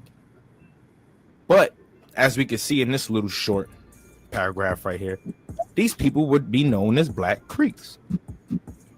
Parents, black Indians built their own schools, hired and paid teachers, and then asked for additional government aid. An 1866 government report on Black Creeks revealed they are anxious that their children shall be educated and are determined to profit from the school formed at their own advance. They was trying to push their own education. These Black Creeks. They were trying to push their own educational message, man. But just proof, though, that these people are copper colored. Got another one. And this is a part of what I'm bringing to the live stream today. I want to talk a little bit about this guy named Walter Pleccer. This guy named Walter Pleccer, the dude responsible for the code switching. The dude responsible for the change of terms. The dude responsible for the reclassification of the Aboriginal American. The dude responsible for the Indians now being known as Negroes today. Us Negroes today. What this say right here? Virginia law is cited by Pleccer on Indian status. The Virginia Bureau of Vital Statistics Act, in strict accordance with law in classifying so-called Virginia Indians as Negro. Dr. W.A. Pleccer, State Registrar of Vital Statistics, declared today the dude responsible. The Virginia Indians were reclassified from Indian to Negro. On that 1790 census, you guys can go check it out. And we spoke about it on one of our last drops, one of the recent drops. In 1790, Indians were being classified as IN or Indian or free people of color. They was under that bracket, or slaves, depending how dark or how much you fought or how dark your skin was. On the 1790 census, that's what it says. And then fast forward up until the 1800s, early 1900s, we have the reclassification jumping from Indian to colored, to free person of color, to colored, to black, then to the N-word, then to African American, which is what we see today. The complete reclassification. This man is responsible for that. Dr. Pleccer's statement came in answer to a charge made by James R. Coates before a meeting of the Norfolk Kiwanis Club. Mr. Coates accused the registrar of acting on pure prejudice and classifying the Pamunkey Indians as mulattoes and branding them Negroid. Now, why else would they be branded Negroid? Because of that brown sugar, baby. That brown, swarthy skin tone, that melanin, not just black.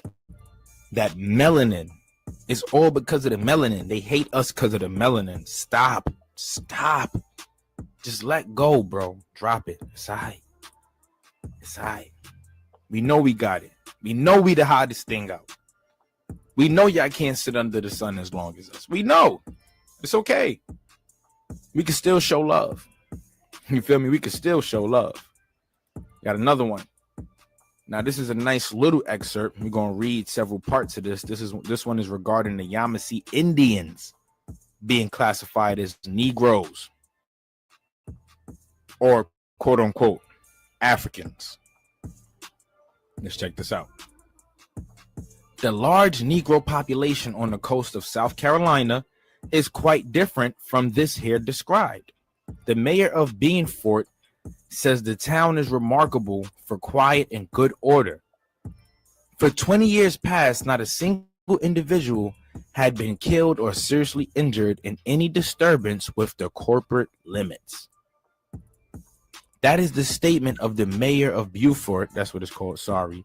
And Beaufort is probably the blackest spot in the whole South.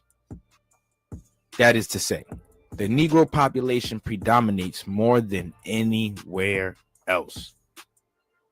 There is a peculiar historical fact connected with that town I would like to mention to the commission.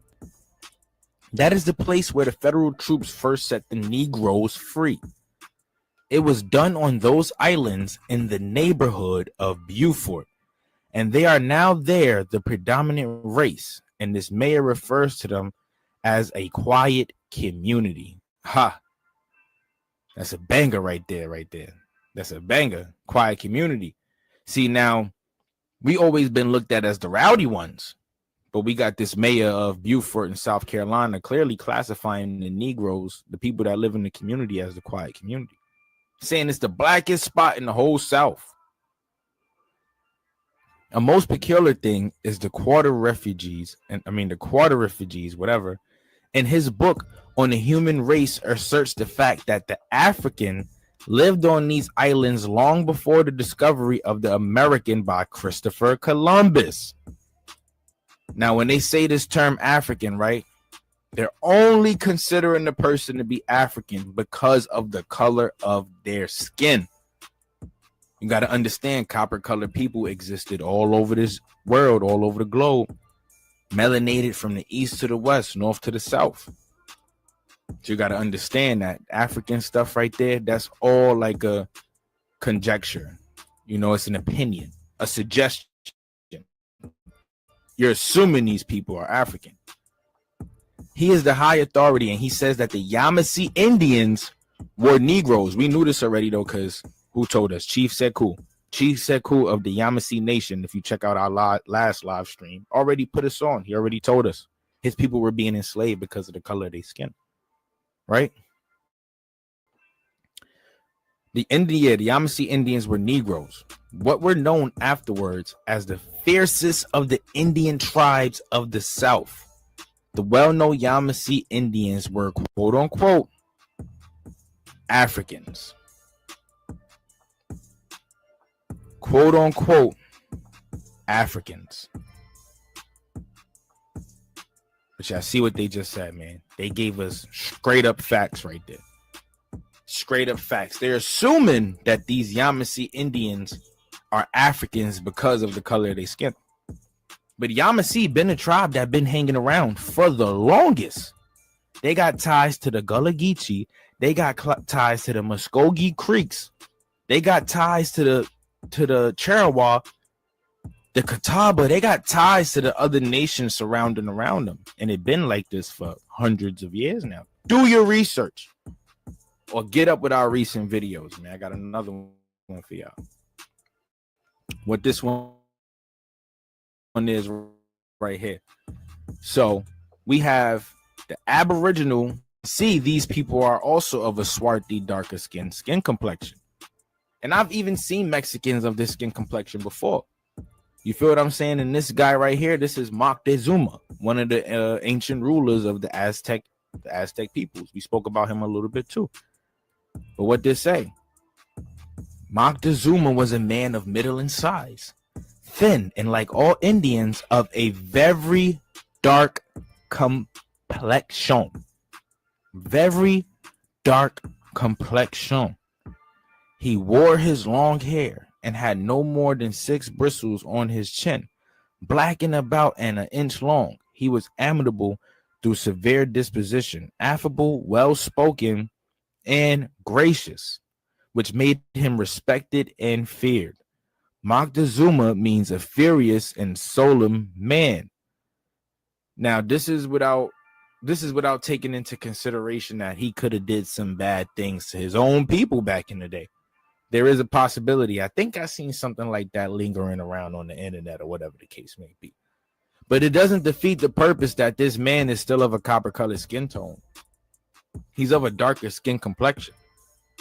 So the proof is in the pudding and is right here in front of us. I just gave you guys 4 quick facts that already spoke and stated about how the Aboriginals of America were Negroes, basically black people. And now we know that there's a guy named Walter Pleccer responsible for the reclassification of the American Aboriginal from Indian to Negro. Had we still been Indians, we would probably still be connected to our ancestral roots and spiritual beliefs. That's just my personal opinion. We're going to go into this Walter Pleccer situation a little bit.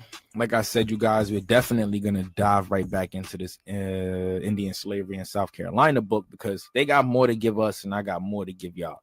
This next one about to go off, so stay in tune. But look, like I said, we're going to talk about this guy, Walter Pleccer.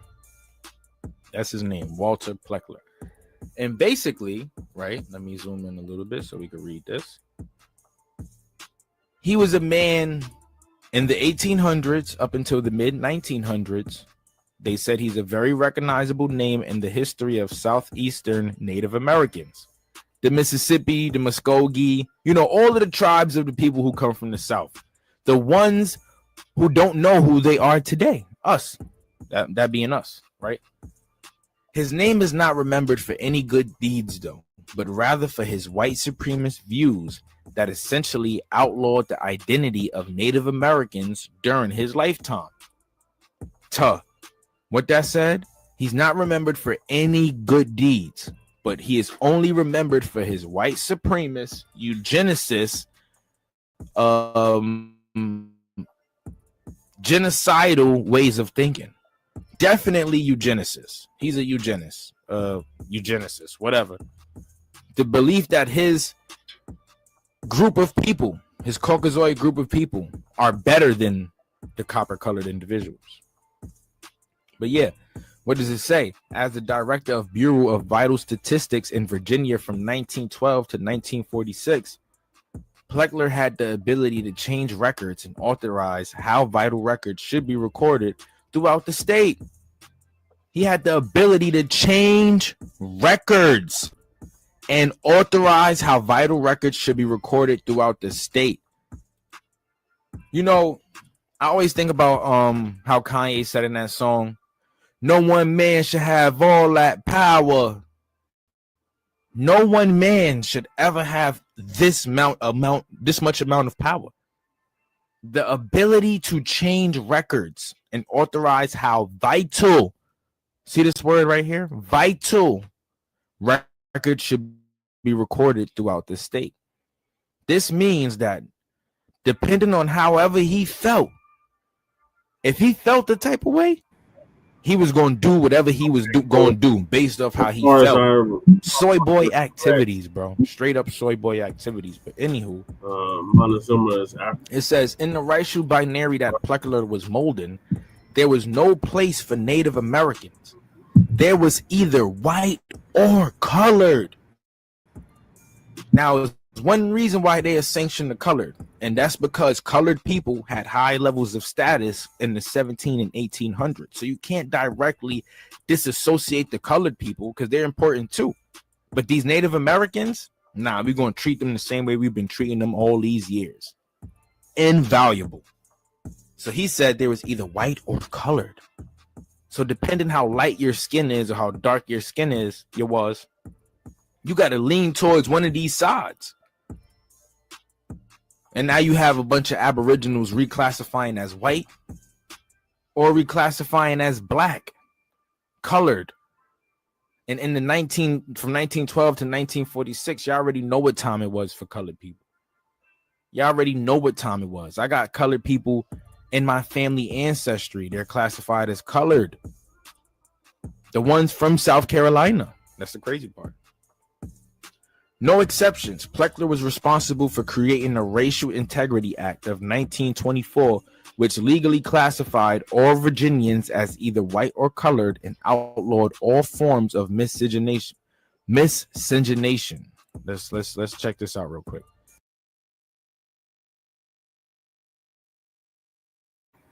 He said 1924, right? What else happened in 1924? The so-called Native Americans got their citizenship.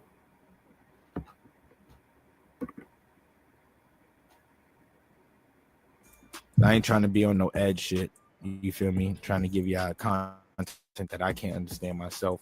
Sexual relationships or reproduction between people of different ethnic groups. They outlawed all forms of intercultural marriage, interracial relationships. They outlawed that stuff. Basically, that's what the Racial Integrity Act of 1924 was. We're going to cover that in a later video. But as you can see, these laws and treaties been a thing that have been holding Aboriginal people back ever since the 1700s. So it's like 300 years of a freaking curse, 400 years of a curse, 400 years of physical that turned into a mental slavery. Pleccer pressured the Census Bureau to eliminate the mulatto category, a racial category that Native Americans in the Southeast were most often labeled under. We already spoke about that. We know what it's hitting for with that. And from 1930 onward, mulatto was no longer used in the federal census. What is important to understand about the Pleccer era is that his obsession with keeping the races separate was well received by many Virginians. This was Jim Crow South, and Pleccer's racist ideas were mainstream. Adolf Hitler, leader of Nazi Germany, was also influenced by Pleccer's views on race and eugenics. What did I say? He's a big eugenicist. A big eugenicist. No, my racial group is better. Yeah. Black people don't deserve these classifications. That's basically what they're saying. These Indians don't deserve these classifications. Because Pleccer felt no shame in his actions, he left behind an extensive paper trail. Pleccer and those working on his behalf were known to have changed vital records. For example, so this is of a man named Houston Robert Beverly and wife named Lee Anna Clark. Their race is Indian. Birthplace Amherst County, Virginia. Father Beverly, Annie, and mother is Annie Roberts. Right? And it's proof. It's basically saying that this is proof. A marriage record of two Moncon Indians. Houston Robert Beverly and Lee Ann Clark. You can see how their races were originally recorded as Indian. And then someone went back with a pen and wrote mixed. Someone went back with a pen and wrote mixed under Indian. But they were already classified as Indian. Does that count? That's crazy, bro. That's crazy. If it was this easy to like rewrite marriage documents and stuff like that, then you can only imagine how this played out for so many other people. Their families and bloodlines. You don't know where you come from because they took this term out of your race. You were only black or white. How vague is black or white though? You tell me I'm black. What the hell is that? You cannot tell a black Jamaican that he is just black. No, man, I'm Jamaican. No, even for Dominicans and Trinidadians and even people from Cambodia, if they dark, you tell them they black. No, I am Cambodian. Yes, my skin is dark, but I know where I come from. We don't. And it's because of stuff like this. The reclassification. With the stroke of a pen, Pleccer attempted to erase the identity of Virginia's Native Americans, and the impact of Pleccer's work is still felt today. The Pamunkey tribe, after decades of waiting, just received federal recognition from the Bureau, the BIA, also known as the Bureau of Indian Affairs, and have become the first Virginia tribe to receive such a recognition. However, there are close to a dozen of state-recognized tribes in Virginia that are still seeking federal recognition, and they are facing quite an uphill battle because of Pleccer's legacy. Now, this must mean that most of these Indians have brown skin complexions, dark skin complexions. They must have that copper tone. That's the only way you'll be swayed away from white into the colored realm. We are all colored. All of us. Though there's much to write about Walter Pleccer, the scope of this blog post is his January 1943 letter that he sent out to head registrars of vital statistics in counties across Virginia. A full transcription of the 1943 Pleccer letter can be found here. At the beginning of the letter, Pleccer makes his intentions crystal clear. On December 1942, letter to local registrars also mailed to the clerk set forth the determined effort to escape from the Negro race of groups of free issues or descendants of the free mulattoes of early days. So listed prior to 1865 in the United States Census and various types of state records as distinguished from slave Negroes. Now that these people are playing up the advantages gained by permitted to give the advantages gained by being permitted to give Indian as the race of the child's parents on birth certificates, we see the greatest mistake made in not stopping earlier the organized propagation of this racial falsehood.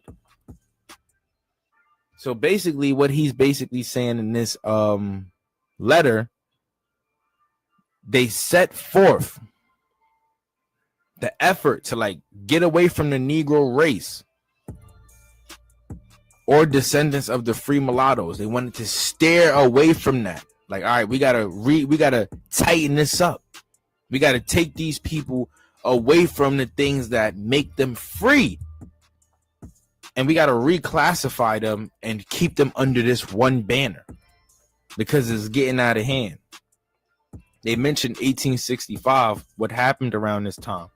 The Emancipation Proclamation. Black people were now free from bondage all over. This include Aboriginals, Swarthy Europeans, and Africans, all three together. So after that, it's like, all right, we got to think of something to slow these mother lovers down because they getting too comfortable, basically. We got to organize this and bring it together. We see Pleccer refer to the people as free issues, which is a reminiscent of the language that Oscar W. Blacknall used to describe Granville County's Native Americans, which I blogged about here as well. Okay, in this blog post, this person talk about that. Also apparent is Pleccer's idea that the Indian racial category was providing social advantages. The Indian racial category was providing social advantages that should not be allowed to Negroes. What the hell did I just say? What did I just say? That's why I said, bro, we dropping bangers, bro. We going crazy because the content that I'm delivering, this is all raw. It's all raw. It's all truth. You know, it's truths and gems. And every time you hear and you see these things, man, you just got to make mental notes. But we're going to continue, right? What we got? This is one of those things. Right. So what this says.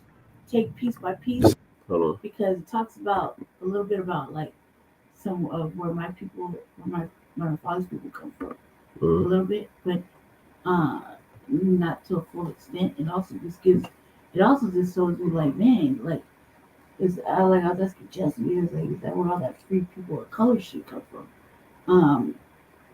And then, you know, I was just like, God, man, like, we see, you know, my brother was telling me, me and I and my brother have different fathers, right? Last time my brother wanted to go check the thing to see if he qualified, right? The rolls, yeah. Right, because his grandmother was half Apache. Yeah. Right, and some about something else, right? And he said no. He said he didn't have enough. And he was asking me about the shit, and I was like, look, doesn't say that at all. You know what I mean? Because what I had like no $5 Protegian pedigree apparently. You know what I mean? Right. And so he kept telling me, why don't you take the test? And I said, I don't want to. Because it's like fake. They just manipulate anything nowadays. They just give you whatever. Because if they want to keep your data, and the incentive is, you get a couple little links pop up and you do some exploratory shit. And I'm like the last of my line. So I'm like, nah. I don't want to do that. I don't want to do it. And so I've been kind of going about it by hand, and I took a little 3-month, 4-month break off of it. You know what I mean? Yeah. So this brother and like several others, they've been bringing a lot of Jay Millie's in the building. books and stuff to the forefront, so we could actually read along or hear about it. You know what I We're mean? going over Walter Pleccer, how he reclassified us as Black, Negro, and colored. And this is good information considering that we're always, you know, having a discord about this shit. You know what I mean? Not us per se, but I mean, like, not me per se, but you see what I'm saying? FBA. Yeah, not just with us, like with Shabaki and shit. You know what I mean? Yeah, we've been trying to get Shabaka to research this dude. Yeah, for months. Just he wouldn't did the legwork. You still didn't choke when you said that? No. Shabaka and research in the same breath. It doesn't make sense. He do what he wants to do it. He used to research stuff. I don't know what happened. I think. What's up, Jay Militant? Yeah, man. I didn't even know you had a channel, or I wasn't focused when Jesse was saying that shit. It's in the description. Yeah, I was doing it in the intro. Man, I don't catch your intros. That's why. Yeah, I always shout him out in the intro. Yeah. Oh, yeah. Hey, so, you know, Ruger got they didn't let the GDs in the dough. Yeah. They didn't let the GDs in the dough, right? Yeah. Right. So we gotta make our own version, right? Tribe to let the Negroes in the dough. Yeah. Right. Tribes to let the Negroes in the dough. And eliminate the Casino. Hey, casino. Hey. I was like, what? Yeah, they out in San Pedro. Cherokee and the Creek. That's two of them. Yep. The rest gonna fold. That's two of the biggest. Look, man, you think that we were serious about reparations. We're serious about reparations in all formats. And what Jason said, reparations around the board. Around the board. Right? In all formats of the lineage. Yep. You're Aboriginal. Yep, you got that coming to you, baby. You know what I mean? I need that $3 from 4 years ago. Right. That you needed to pay off that chick. Yeah. To tip her in that strip club that night. Yeah. Like you got a free dance. She let you go for that $2, knowing you was back there for 3 hours. Yeah. Trying to rub on our leg and shit. All right, let me finish up the video, y'all. Like 6 minutes left. This is from the Virginia Health Bulletin, Department of Health, the DOH, Department of Health. March 1924, the new Virginia law. And I'm going to zoom this in a little bit more so that we can really get a good read on this. Oops, sorry, y'all. My mistake. Okay. The new Virginia law to preserve racial integrity. Walter Pleccer, State Registrar of Vital Statistics. This is the bill. Senate Bill 219 to preserve racial integrity passed the House March 8th, 1924, and is now a law of the state. This bill aims at correcting a condition which only the more thoughtful people of Virginia know the existence of. It is estimated that there are in the state from 10,000 to 20,000, possibly more, near white people who are known to possess an intermixture of colored blood. They are near white people. They're saying near white.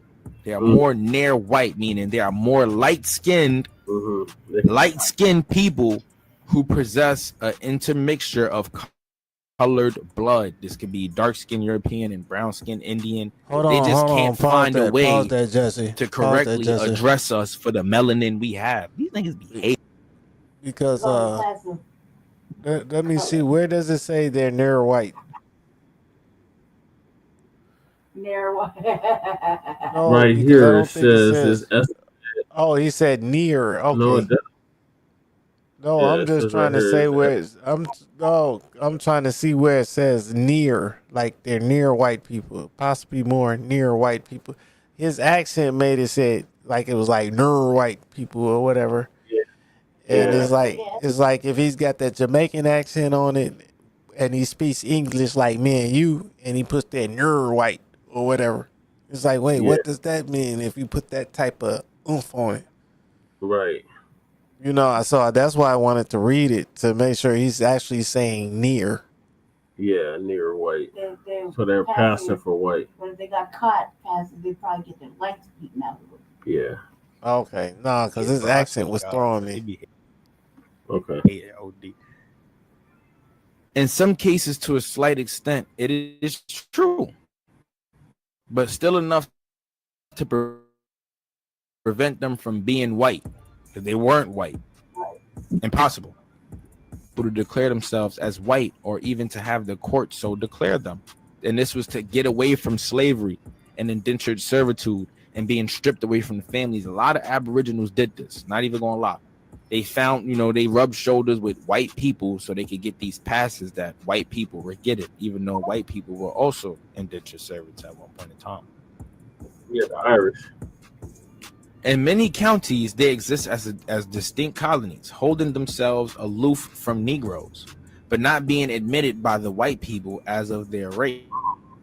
These are colored people who are trying to stay away from the term Negroes and black and all of that, because they know what it comes with. They know what it's coming with. In any large gathering or school of colored people, especially in the cities, many will be observed who are scarcely distinguishable as colored. These persons, however, are not white in reality, nor by the new definition of this law. They're not white in reality. They're really not white. They're not. That's what they're saying right there. That a white person is one with no trace of the blood of another race. Pale people, white, blank. That's what white is talking about. It's blank. It has no color, no intermixture, no color. You got to understand, it takes multiple colors to make black. You can't make white with multiple colors. It takes nothing to make white. White is just white, but black takes multiple colors. So what is black? We just a mix of multiple colored people. Brown, light skin, dark skin, tawny, swarthy, ruddy, doesn't matter. Red man, brown man, dark man. Come on now, blue man.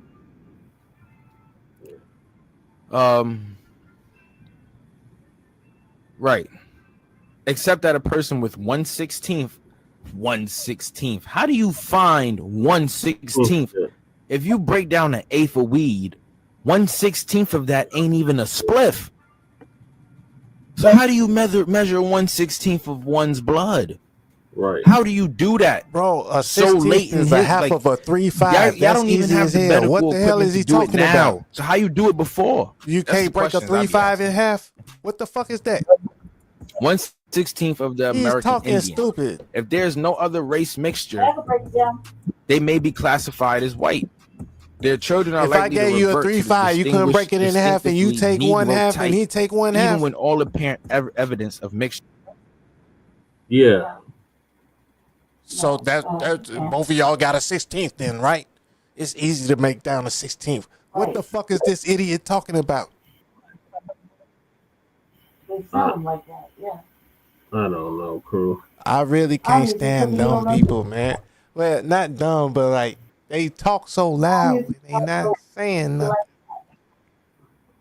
He's just reading what it says. Except that person is 1/16th of American Indian. If there is no other race mixture, may be classified as white. Hey, so if you had a great granddaddy that's a Negro, right? FBA, right? Yeah. Then somehow, they always married whiter, but still everybody stood on their FBA lineage, right? Yeah. What do you say? You be lighter than your girl, right? Yeah. You still FBA, right? Yeah. You still stand on the lineage. The people still act like you black. You don't go passing yourself off as white. No. Unless you're on a super spy mission like James Bond. You know what I mean? But you don't go doing that shit in daily practice and shit. Right. You know what I mean? Yeah, I'm Jesse, the light-skinned nigga. What's up? You know what I mean? That's right. Nah, I'll take the white privilege if you give it to me, and then I'll use it to put my black people ahead. Right. You see how that's never worked out. Huh? You see how that's never worked out. I'm sure motherfuckers thought about that and then got straight on the crew train. No, I'm telling you, you been at the store and they thought you was white and you used that shit to help black people. What? You get what I'm saying? Like, use it. That never happens to me, crew. Never? No, never. Jesse, does that ever happen to me? Nope. I don't know. They see her as a negress. Oh, jeez. Well, that's because you be around her, casting your shadow on her. No. Whether I'm present or general, not, they just see in her as a general. negress. In general, it's just that's the way it is for me. I know what happened. You be hugging her too much, and then your darkness to rubbed off on her, Uncle Ruckus. No, that's just the way it is. But I'm not tripping. No, I ain't. No, look. All I'm saying is because, in my experience, sometimes I'm not saying all the time, right? I'm saying sometimes it works like that. Yeah. No. You get me? Hey, Jesse, I've seen people get off probation and Yeah. and fail every test and not pay a dime. Yep. And then the judge say, "Fuck it, hey, get him off of this shit because he been on here for like 12 years." This nigga ain't paying this shit. Get him off of this. Yeah. All right. Has disappeared. The Virginia Bureau of Vital Statistics has been called upon within 1 month for evidence by 2 lawyers employed to assist people of this type to force their children into white public schools. What did they just say? The Bureau of Vital Statistics was called upon by 2 lawyers to assist colored people to help them force their children into white public schools so they can become passable. They can be passed as white, even if they were light skinned. That's sort of kind of like Michael Jackson changing his skin color from brown to white, basically. Or like Lil' Kim, like what they did, basically. This is crazy, bro. This whole Walter Pleccer stuff really, like, it blew my mind because it's like, I knew we had haters, but I didn't know we had hate like this many haters. Like, we got haters who just be hating on us for no apparent reason whatsoever. Why hate when we could just all celebrate? You don't like my skin? Oh, well, there's nothing that we could do about it no more.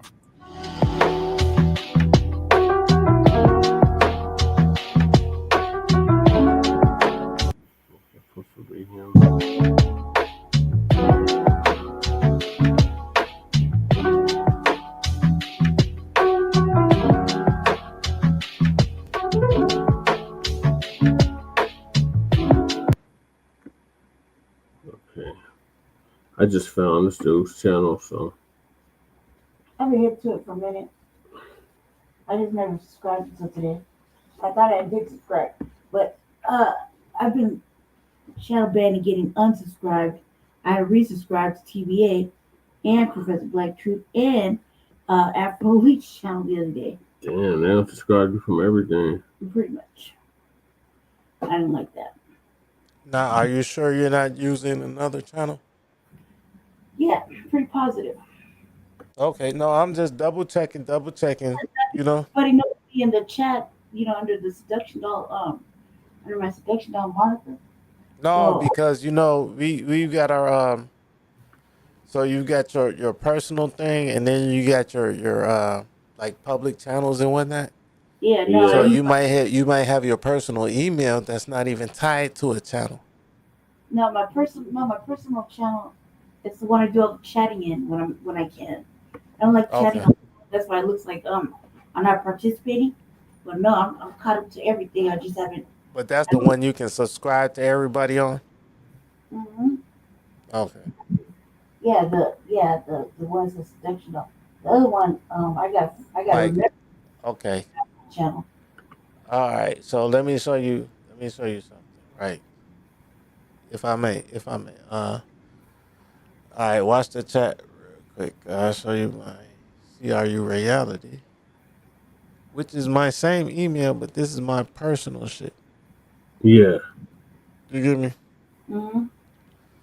No, I can dig it. Yeah, I did what you said. Now you got a new sub though. Yeah. I know, like, But when you got for Twitter, yeah. I got so upset. So, but that's like my personal channel. I got like 8 subs on there. You get me? And it's all like my family and shit. Yeah, the Twitter, they banned me for life, for everywhere. Yeah. Yeah, they made a Twitter? Right, Yeah, Twitter banned her. When did that happen?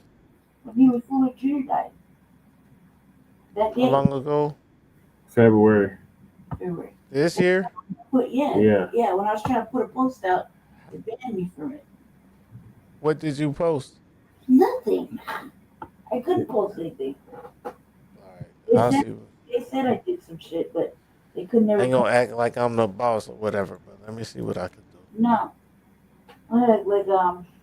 No, I be fighting the Giants. I be fighting too, but at the point, I just let it go. Like PBA said, we don't own none of this shit. Pretty No, but what I'm saying is I'm gonna hold them to their shit. Yeah. Yeah, no. They didn't. They wouldn't let me. Hey back. Jesse, we didn't sign this Constitution, did we? Nope. No.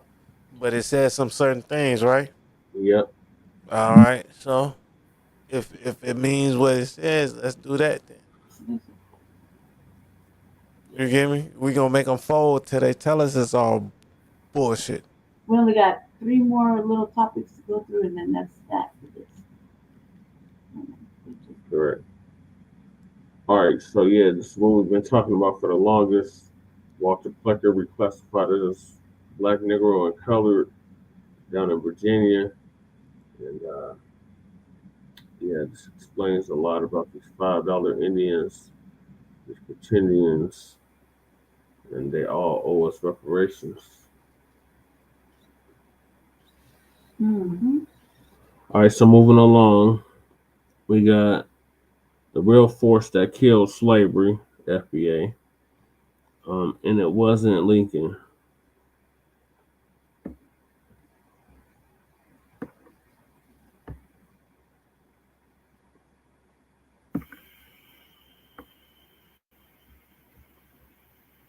So to Black Journals, they're gonna give us an update on that.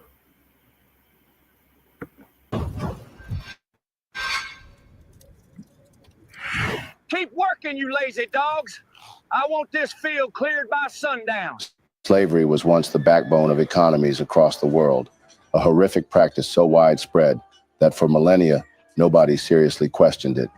It powered kingdoms and empires, built cities, and filled treasuries, all on the backs of people stripped of freedom and humanity. Slave owners grew rich while the enslaved were beaten, sold, and worked to death. The world looked away because slavery was profitable, and profit drowned out conscience. So the question is, what could possibly make the powerful give up a system that made them rich for centuries? What finally pushed the world to end a crime it had accepted for thousands of years? What forced humanity to confront its own evil and let slavery fall? If you're thinking it's simply because people realized it was evil, or because a famous leader like Abraham Lincoln freed the slaves, history tells a much more complex story. In reality, slavery died for a combination of reasons, and not because humanity just suddenly became morally better. Today, we'll uncover what truly brought slavery down and expose the pressures and events that finally broke a system that once seemed unstoppable. This is a story of Black history, power, and truth, and it may change how you view one of the greatest moral transformations in human history. Before we go further, make sure to subscribe to this channel. Here, we reveal the hidden histories of struggle and change that made our world what it is today. Join a community that brings light to the stories of resistance and liberation that history tried to bury. Now let's get into the video. Well, I'm trying to figure out what transformed. Thousands of years, slavery was treated as normal. Virtually every society practiced slavery in some form.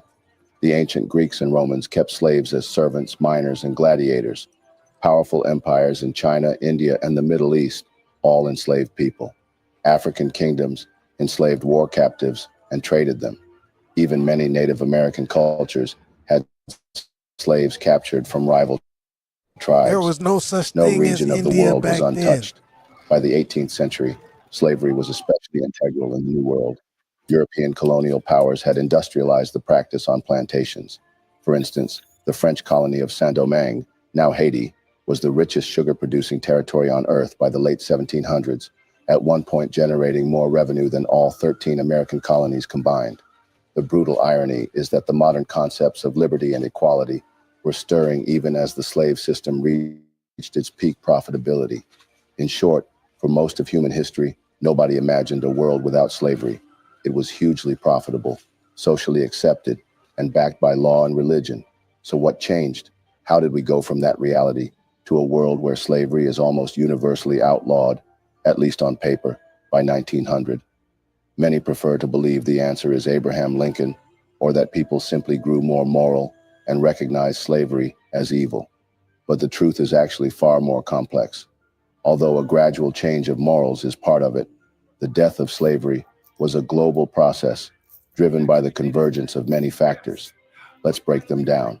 After millennia of moral acceptance, the late 16th to 18th centuries brought a dramatic change in thinking.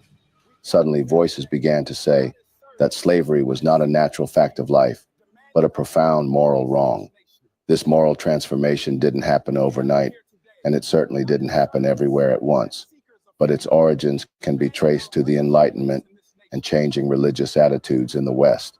In the late 1600s and 1700s, European and American intellectuals started talking about universal human rights, liberty, and equality. Philosophers such as John Locke and Voltaire wrote about the rights of man and the principles of reason. These ideas challenged old hierarchies, kings, nobles, and by extension the notion that one human could own another. However, this new way of thinking did not instantly make philosophers into abolitionists. Their behavior was often hypocritical. John Locke, famous for promoting individual liberty, invested in the slave-trading Royal African Company and even helped write pro-slavery laws in colonial Carolina. Many Enlightenment thinkers treated slavery as an exception or avoided the topic altogether. Even so, the idea had been planted. The Enlightenment introduced the bold notion that governments should follow moral law and respect natural rights, and over time that made slavery harder to defend. At the same time, a slow change was beginning within Christian thought.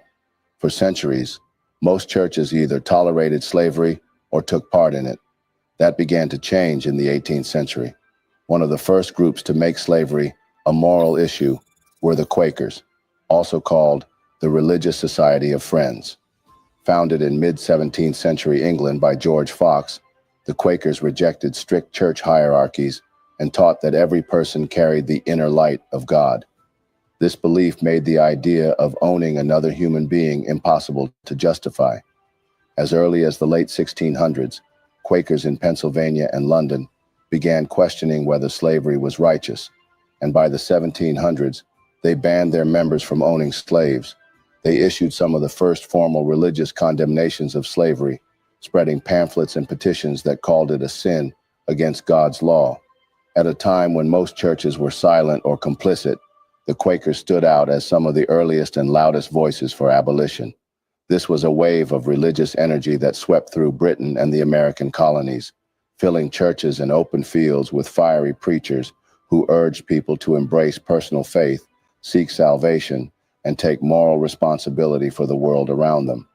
In this charged atmosphere, many newly devoted Christians, especially in the northern United States and in Britain, felt compelled to confront society's deepest sins, and slavery quickly became one of their first and most urgent targets. By the early 1800s, devout Christians like William Wilberforce in England and many abolitionists in America saw ending slavery as a God-given mission. They preached that every soul was equal in his eyes, and that enslaving another human being was a moral outrage.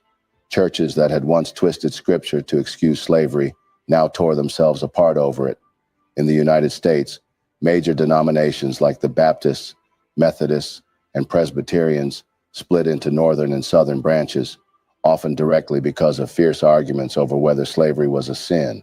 The speed of the transformation was striking. In just a few decades, pulpits that once defended or ignored slavery thundered against it, branding it the great national sin. Western Christian abolitionists became the first religious group in history to organize a large-scale movement against slavery. They held revival meetings urging people to repent for the sin of slaveholding and pushed for action beyond the pulpit. Boycotts of slave-produced goods became a moral statement, with one of the most famous being the refusal to buy West Indian sugar made by enslaved laborers, an early example of ethical consumer activism. They gathered mountains of signatures for petitions to their governments, demanding an end to the trade in human lives. In Britain, by 1788, more than 100 petitions flooded Parliament, carrying roughly 60,000 to 100,000 names. By 1792, as many as 100,000 Britons were actively avoiding slave-produced sugar, a huge number for the era and a clear sign that ordinary people were rallying to a moral cause. However, it's important to acknowledge a bit of a paradox here. Western nations led the abolition movement, but they were also the main engines of the slave trade's cruelty. European traders and American plantation owners trafficked and exploited millions of African people for centuries. Britain, France, and the United States don't really deserve praise for ending slavery. They were simply dismantling the horrific system they had built and profited from. Even so, the moral crusade against slavery in the 18th and 19th centuries was largely driven by Western activists, many inspired by their Christian faith, who forced their own societies and others to confront this evil. They recast slavery as a profound violation of both morality and religion. That change in perspective marked the first crack in the foundation of slavery. However, by itself, moral outrage wasn't enough. Condemnation of the practice had existed in some form for centuries. Isolated voices had spoken against it as early as the 4th century, and many people knew it was cruel. But outrage without power changes nothing. What finally gave the moral movement real force were two decisive factors: the relentless resistance of the enslaved themselves and the sweeping changes in global economies and political power that made the old system harder to sustain. It is impossible to discuss the end of slavery without acknowledging slave resistance. Enslaved people were never purely passive victims of their fate. They constantly sought freedom through subtle means and through open revolt, and their resistance made slavery increasingly difficult, dangerous, and costly to maintain. One of the most famous early revolts was led by Spartacus in ancient Rome around 73 to 71 BC, where gladiators and slaves nearly shook the Roman Republic. Such uprisings were rare flickers through the ages, usually crushed brutally. But in the age of revolutions, slave uprisings took on a new scale and shook the world. The biggest of all was the Haitian Revolution. In 1791, the enslaved population of French Saint-Domingue, nearly 500,000 black men and women, rose up in a coordinated rebellion. What began as a violent slave revolt turned into a full-blown 13-year war for freedom and independence from France. Leaders such as Toussaint Louverture, an educated former slave, and later Jean-Jacques Dessalines, transformed scattered rebels into disciplined armies. They defeated invading Spanish and British forces and ultimately crushed the French colonial army.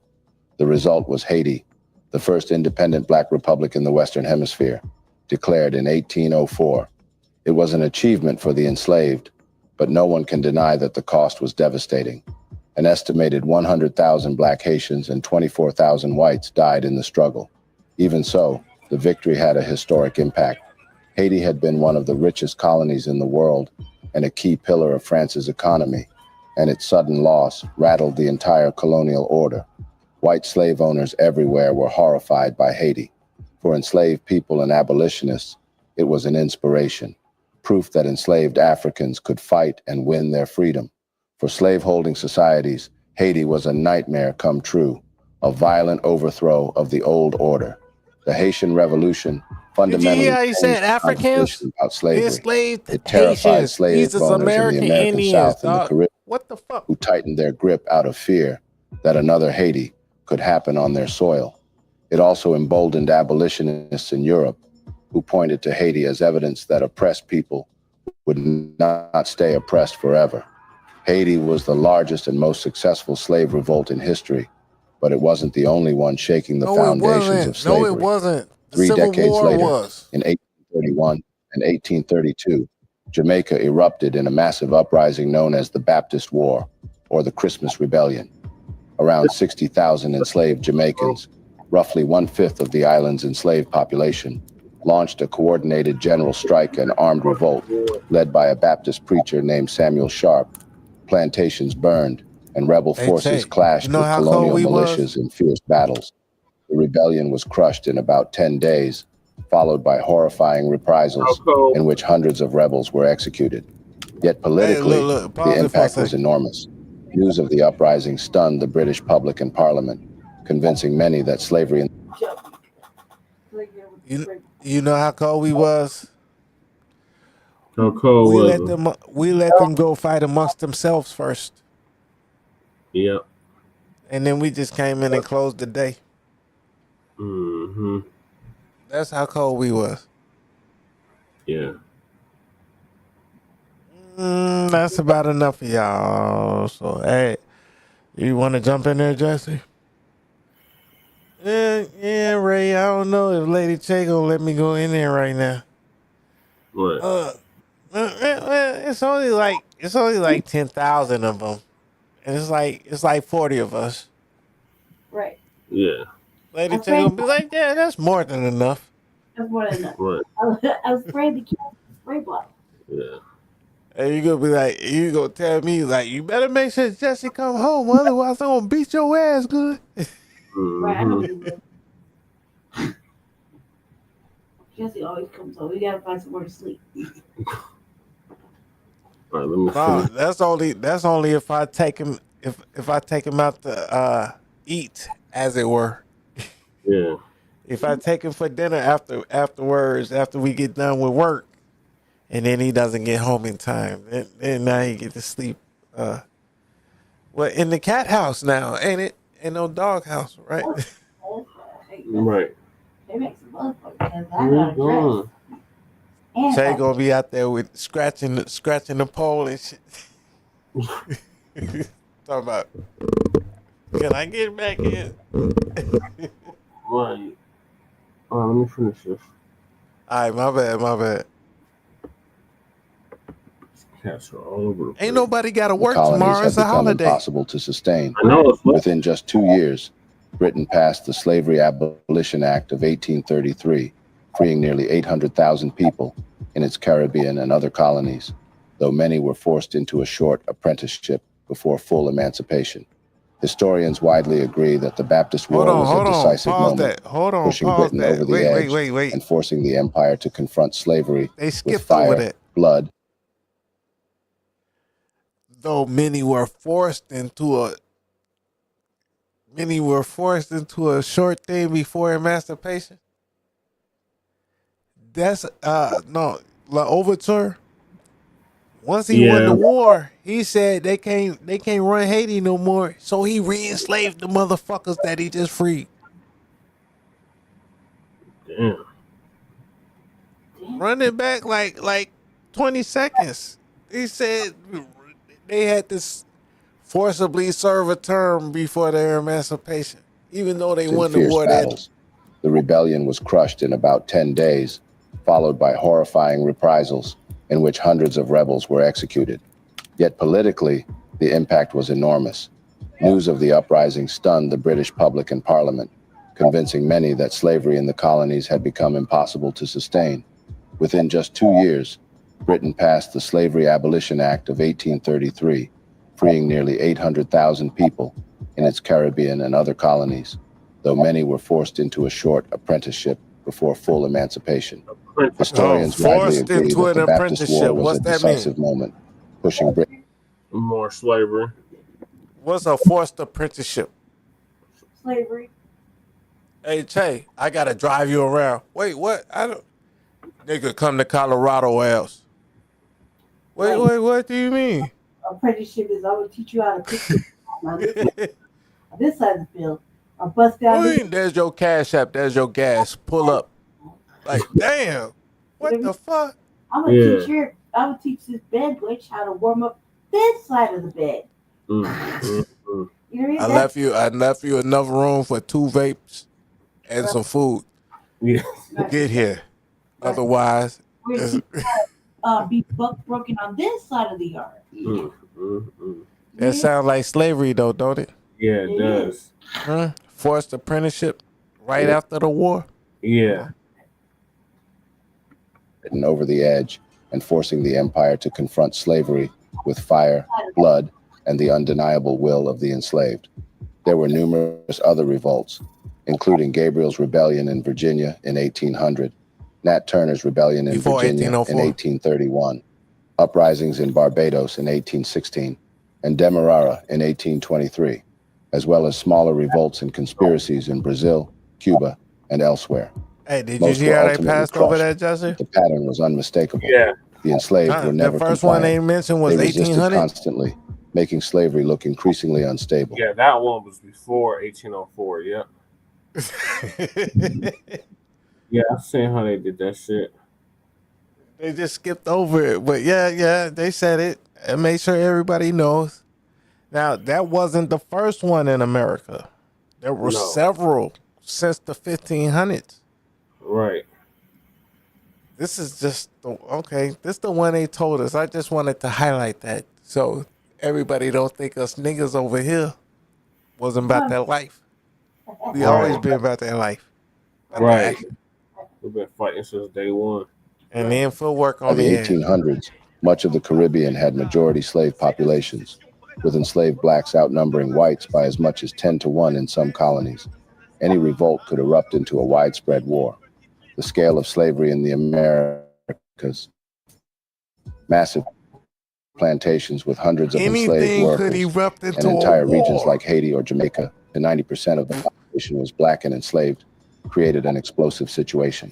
Unlike earlier eras, where many slaves were scattered in households or small groups, these huge concentrations of people shared the same brutal conditions and a growing awareness of liberation ideas. The stakes of a rebellion were higher than ever. A single uprising could ruin a colony's economy or even topple its government. Those in power had to face the reality that clinging to slavery risked endless unrest and the threat of full-scale war. But resistance didn't only come in the form of open revolt. Much of it was fought quietly in the fields, kitchens, and workshops of the enslavers.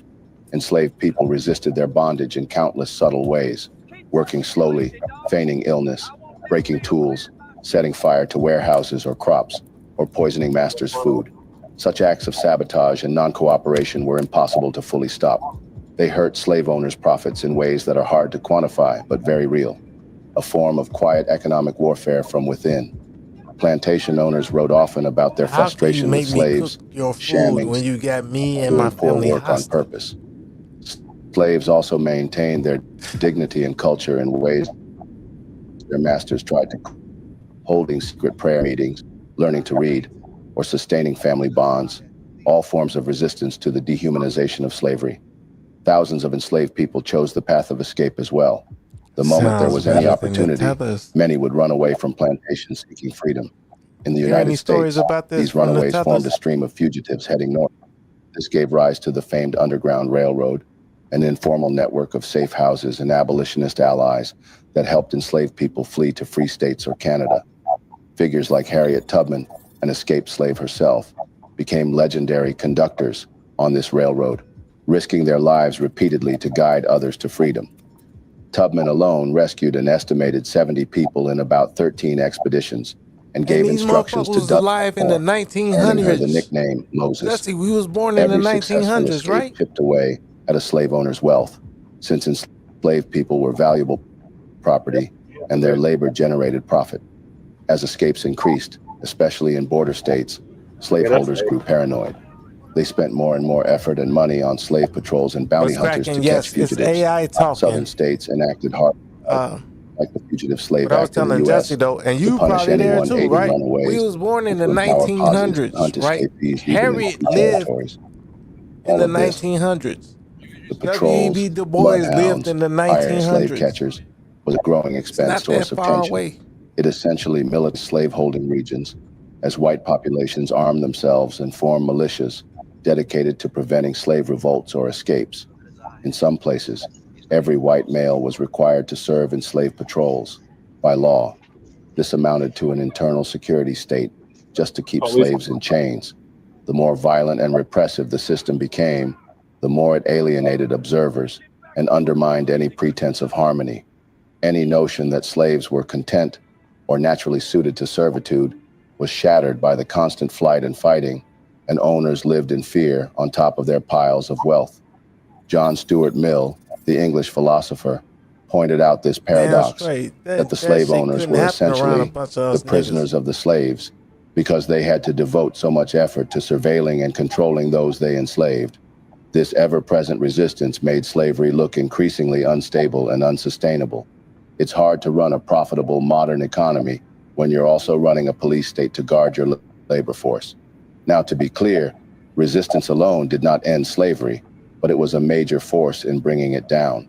Without it, slavery might have lingered even longer. Enslaved people's actions changed the cost-benefit equation. They made slavery more expensive, dangerous, and politically fraught. When you add that to the changing moral climate we discussed, you get a situation where large segments of society, even some pragmatic slave owners and politicians, began to conclude that slavery wasn't worth the trouble anymore. Abolitionist and formerly enslaved writer Frederick Douglass put it best: power concedes nothing without a demand. The enslaved people themselves were making a demand through their defiance, loud and quiet, every single day. So yes, morality and rebellion were crucial, but let's now talk cold hard economics. Slavery, for all its horrors, was an economic system. It existed for so long largely because it enriched those at the top. So what happens when that system stops making economic sense? In large part, slavery died because it lost an economic competition with a new system: industrial capitalism powered by free labor. In other words, when paid workers and machines proved more efficient and adaptable than slave labor, the economic rationale for slavery crumbled. Money talks, and by the 19th century, it was saying slavery is bad business. This argument was actually made as early as 1776 by the famous economist Adam Smith. In The Wealth of Nations, Smith wrote, "The work done by free men comes cheaper in the end than that performed by slaves." We invented all of this shit. He wasn't appealing to sentiment. He was simply analyzing costs. Think of slavery from a purely business perspective. To have a slave, a master must buy the person, a large upfront investment, then feed, clothe, house, and guard that person for life. Enslaved workers have zero incentive to be productive beyond avoiding punishment. They can't be easily reassigned to new tasks requiring skills, and you can't downsize your workforce in a slump. You're stuck with the asset of a human being who must be cared for, however minimally. By contrast, a free laborer is paid only when needed, can be hired or fired, can quit if the job is not to his liking, meaning the employer has to offer at least enough wage or conditions to keep him coming, and often bring skills or to be trained in new ones. We'd have In a worked dynamic harder. economy, especially one We'd have got undergoing up the out of there Industrial faster. Revolution, flexibility and innovation are key. Slave labor is incredibly rigid. You can't easily have slaves build railroads. They knew if we or had, work in a if we textile could mill with just work complex our way out of machinery there, we would have never worked for them no more. We'd have Free just built workers them a will house move, and I'm done. learn, and accept new employment conditions. Smith's insight was that in many contexts, especially in manufacturing and services, wage labor would outperform slave labor. We actually see this play out in historical data. By the 19th century, the regions that were booming economically were those embracing free labor and industrialization, not those clinging to slavery. Take Britain, for example.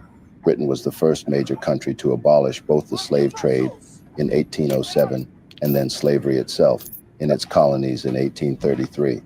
Critics at the time warned that ending slavery would ruin the economy. After all, the West Indies plantations were huge moneymakers. The British government even paid a gigantic compensation to slave owners in 1833 to reimburse them for the property they lost.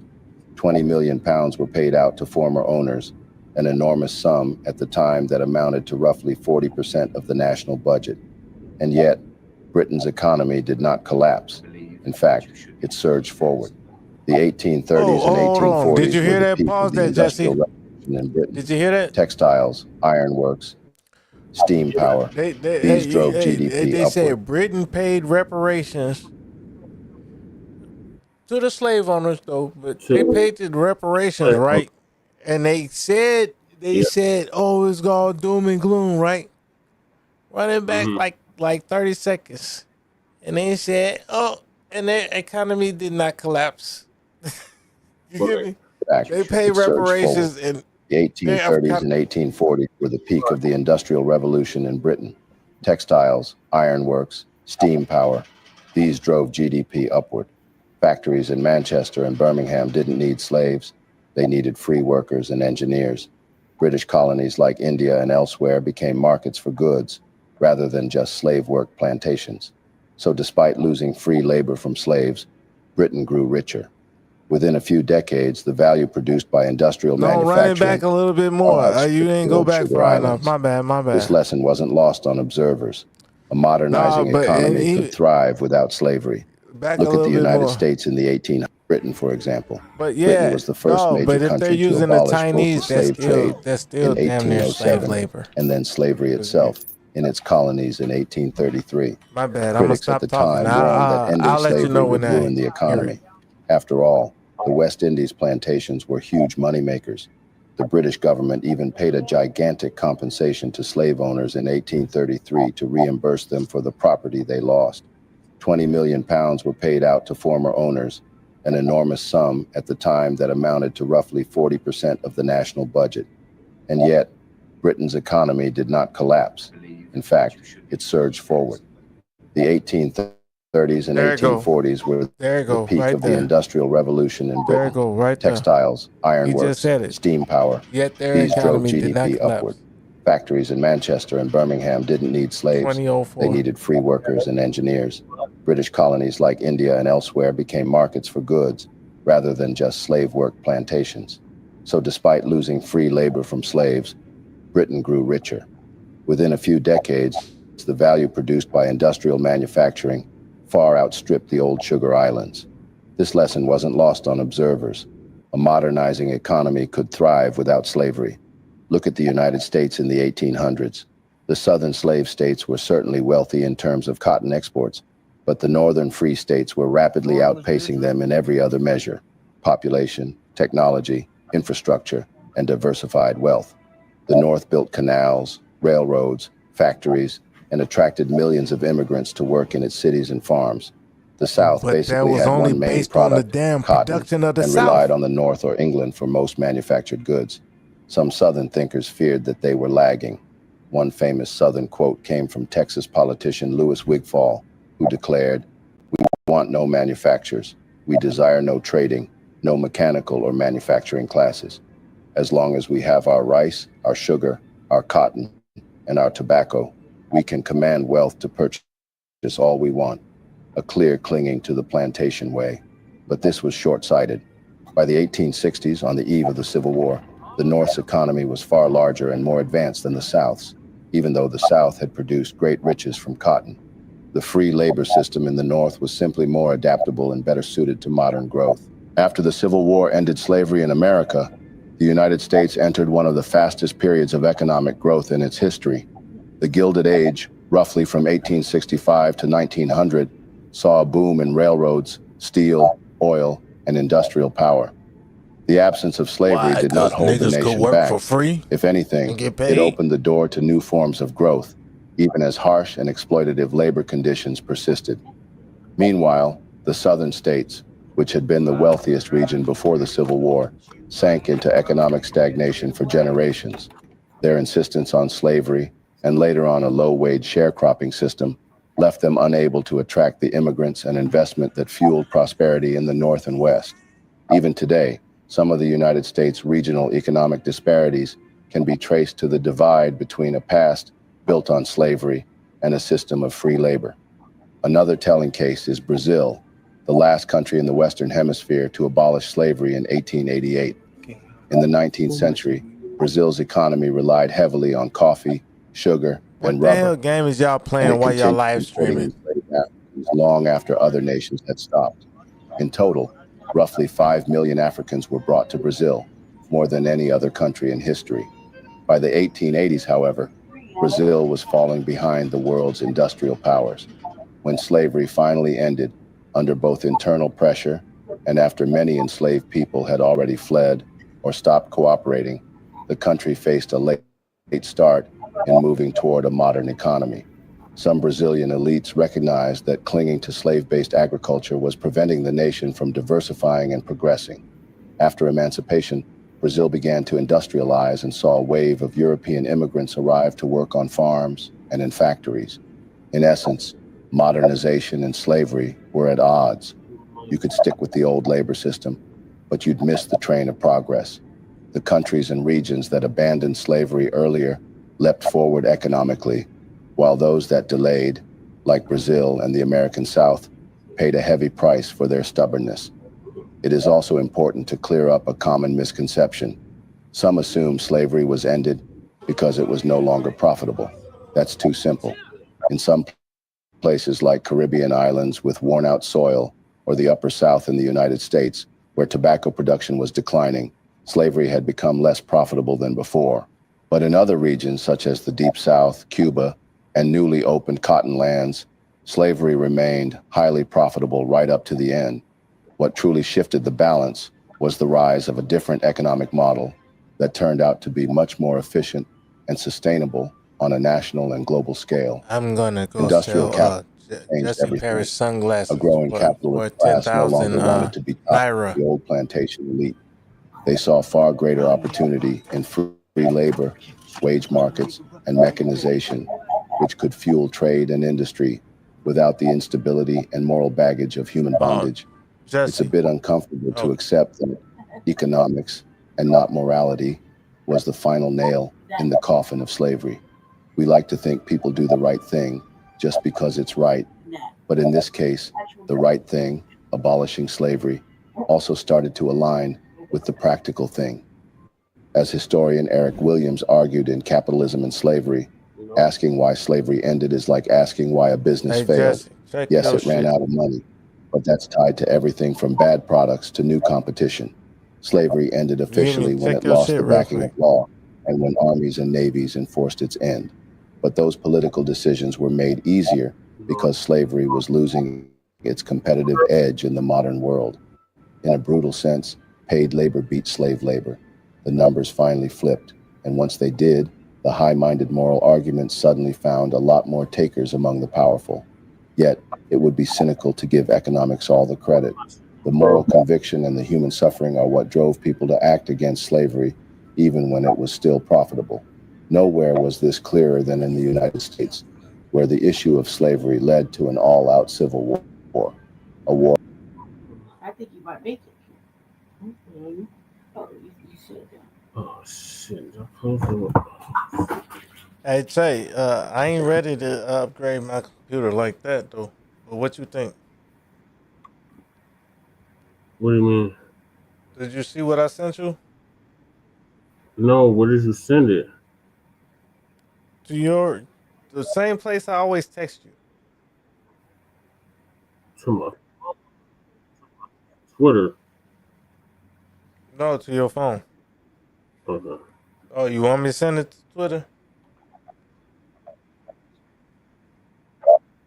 Is Twitter easier? It's not showing up because I shouldn't close it out. Hold on one second. We gotta share again. Either they're trying to hold on for the last two topics.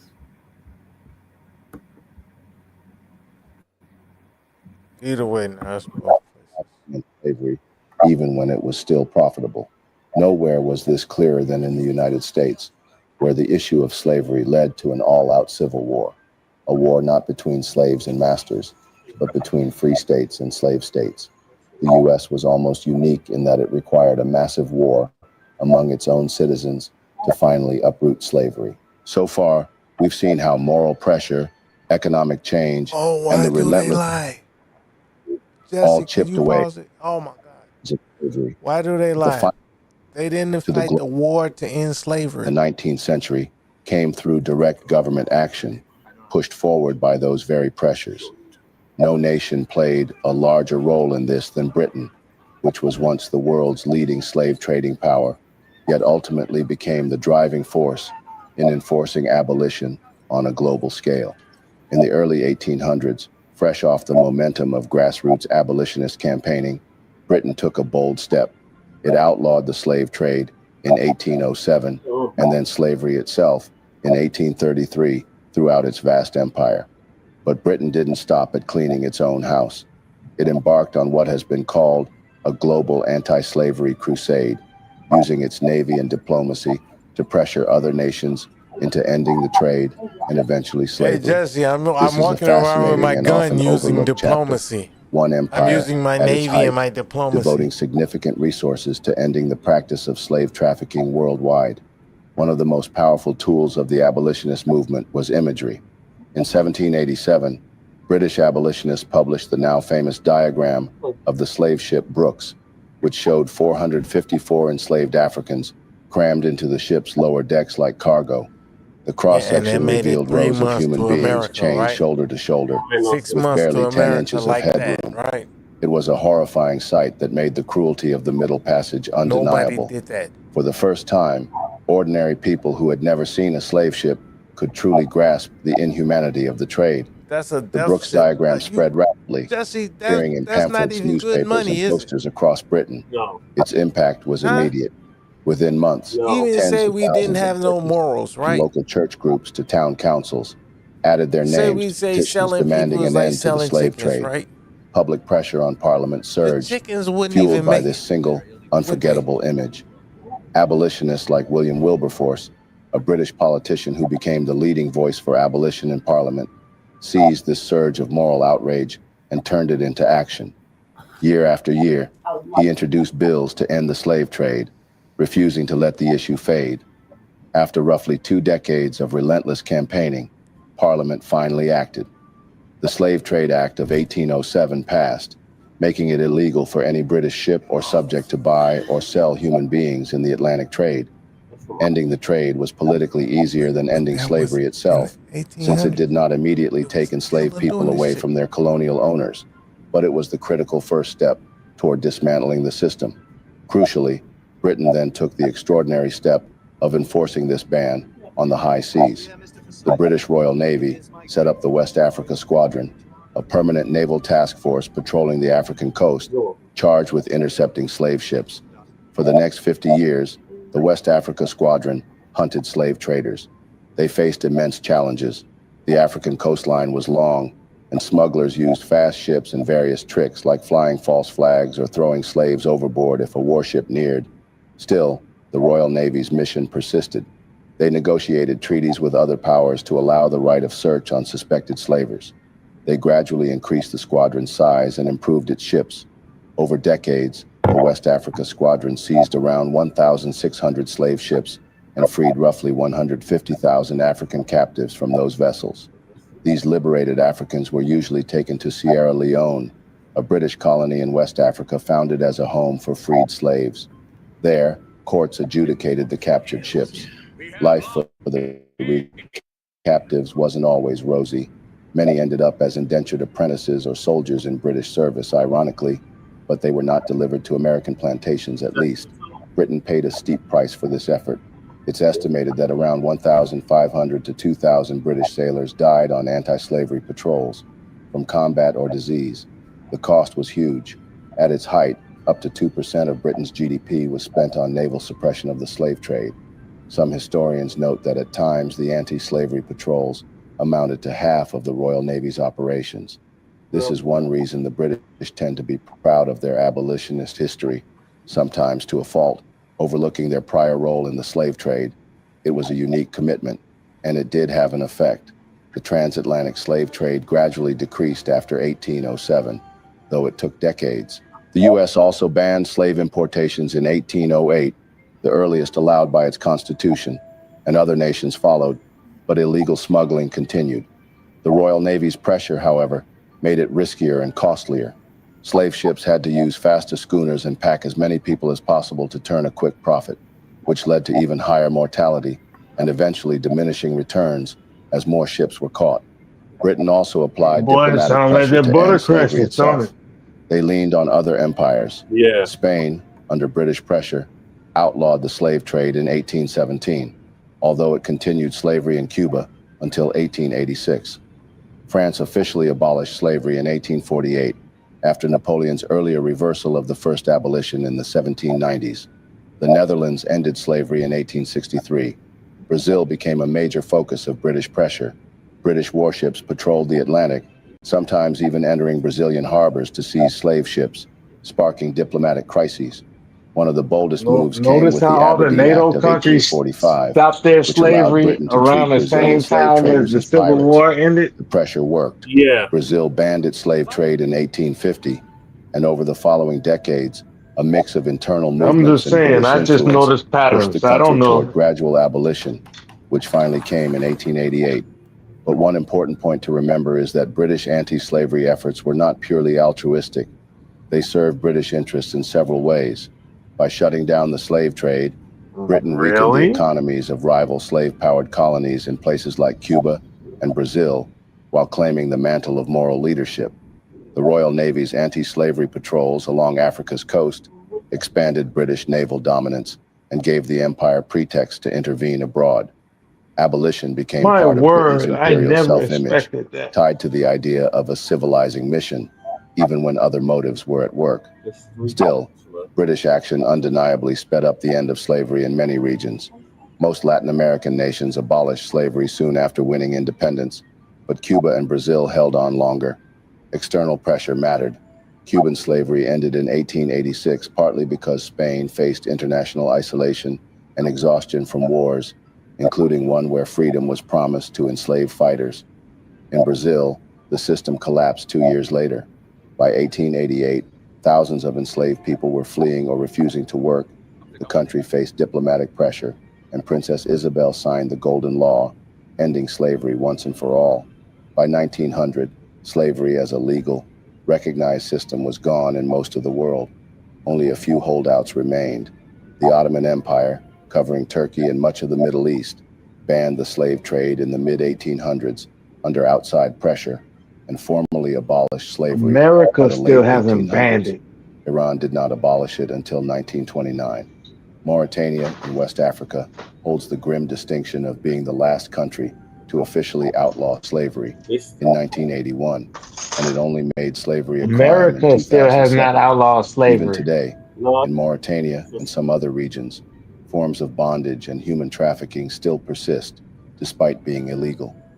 Yet by the dawn of the 20th century, the global norm had flipped. What had once been accepted as part of life became, in the words of American writer Isabel Wilkerson, morally radioactive.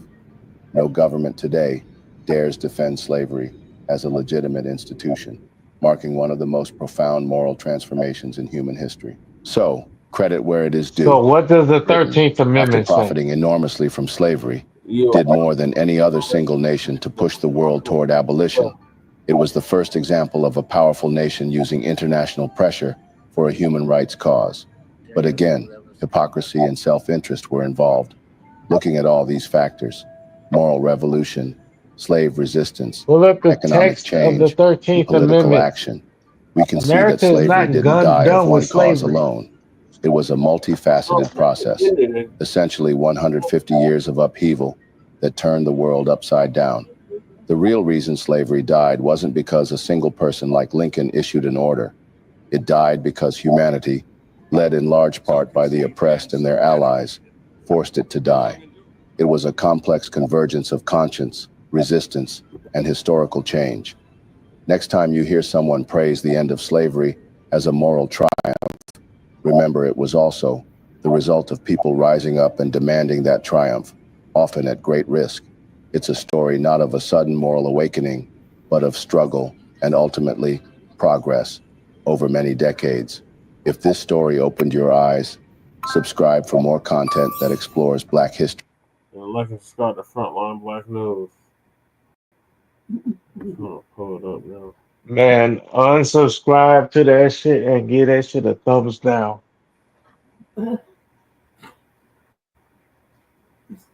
I'm gonna start acting like Shabbat and shit. No, but I really mean it. That shit was a whole lie, entire lie. But we don't really have time to dissect it, crew. We still got 3 more topics to get to. Well, that's all good. Well, I mean, but also we'll time it out to where, well, if I may suggest, Brother Jesse, make sure you have time. Make sure you have time to discuss everything. You know what I mean? If you bringing up the topics, you have Yeah, to leave room to discuss them. So don't bring them all up in the same stream. You get me? yeah. You 13th know, Amendment. like have room for someone. But all right, I'm going on mute. Okay. The 13th Amendment of the United States is a simple declaration that abolished slavery and involuntary servitude across the entire United States, except as punishment for a crime.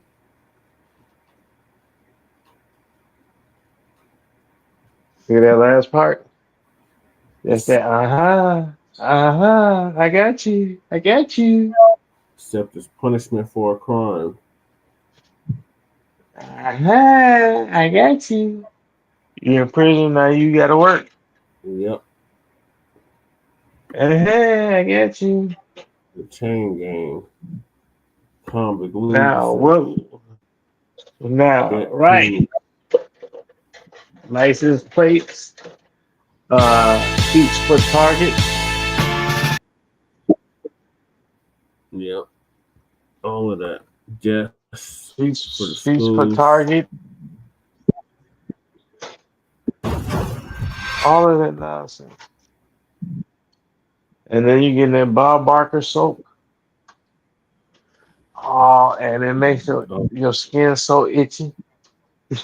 Yeah. Don't remind me. Come on All right. down.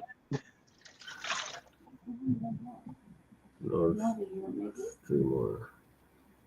Right here. Let me see. All right, so another one of those weirdos shot up a school. What the hell was that shit?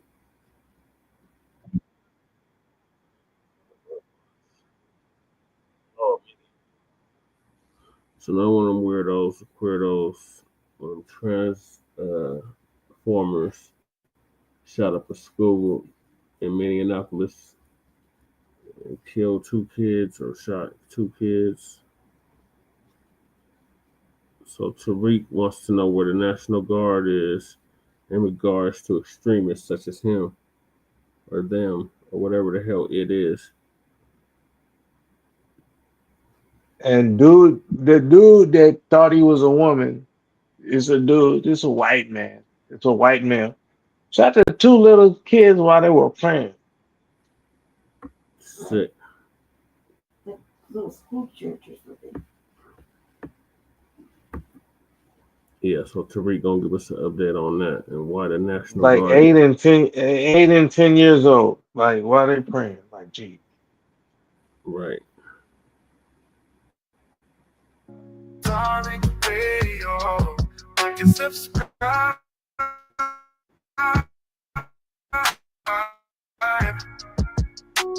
Darling, radio, like and subscribe. We in here. We in here. Round of applause for you, ladies and gentlemen. We're doing an early tap in. Just wanted to do an early one today and chop it up with everybody. Glad to have you guys in here. Respect to the law. Respect to you all. Everybody give me a retweet. Let everybody indeed in here live and early. Ready to chop it up like we do. We in here live and early. Before I get started, y'all know I got to do some shout outs to some of the regulars real quick because we do have a lot of people piling in real quick. We got Panamera. We got Ivy World. We got Angela. We got Brother Mark. We got the Black Vanguard, Kiara. We got AJ, Ty Powell, Highland. We got Sister Stephanie, Rashonda, Israelite, Brother Raheem in the building, and Grinds TV. Respect to you guys. So I want to talk about this mass shooting that happened at the Catholic school up there in Minnesota. I want to touch on that. And then that's horrible. Stuff like that done to children, that's horrible. A couple of children were killed and a lot of others were wounded. That's horrible, horrible, horrible. That's some sick, demonic nonsense targeting children. That's just some sick ass nonsense, man. So we're going to touch on that and some other things too. We got a lot of people trying to get in early. Rachel, you raised your hand early. What's up, Rachel? Hey, how are you doing? I'm good, Rachel. What's going on with you, man? Not too much. I hear you and everything you're saying. It's very unfortunate that this is what's happening still in our schools with violence and especially with children at Hmm. such a young age. Hmm. And there's a lot of different factors that are at play here. I Hmm. think that the influence of the internet and just the narrative with a lot of negativity and violence and crime going on, especially our children who are not able yet to process things in their own way as they're growing and learning, and the exposure to online things. I mean, even as an adult myself, it's tough to process at times. So imagine as like a young child being So you as a exposed to grown up, the internet made you do it. different not so great things that are negative.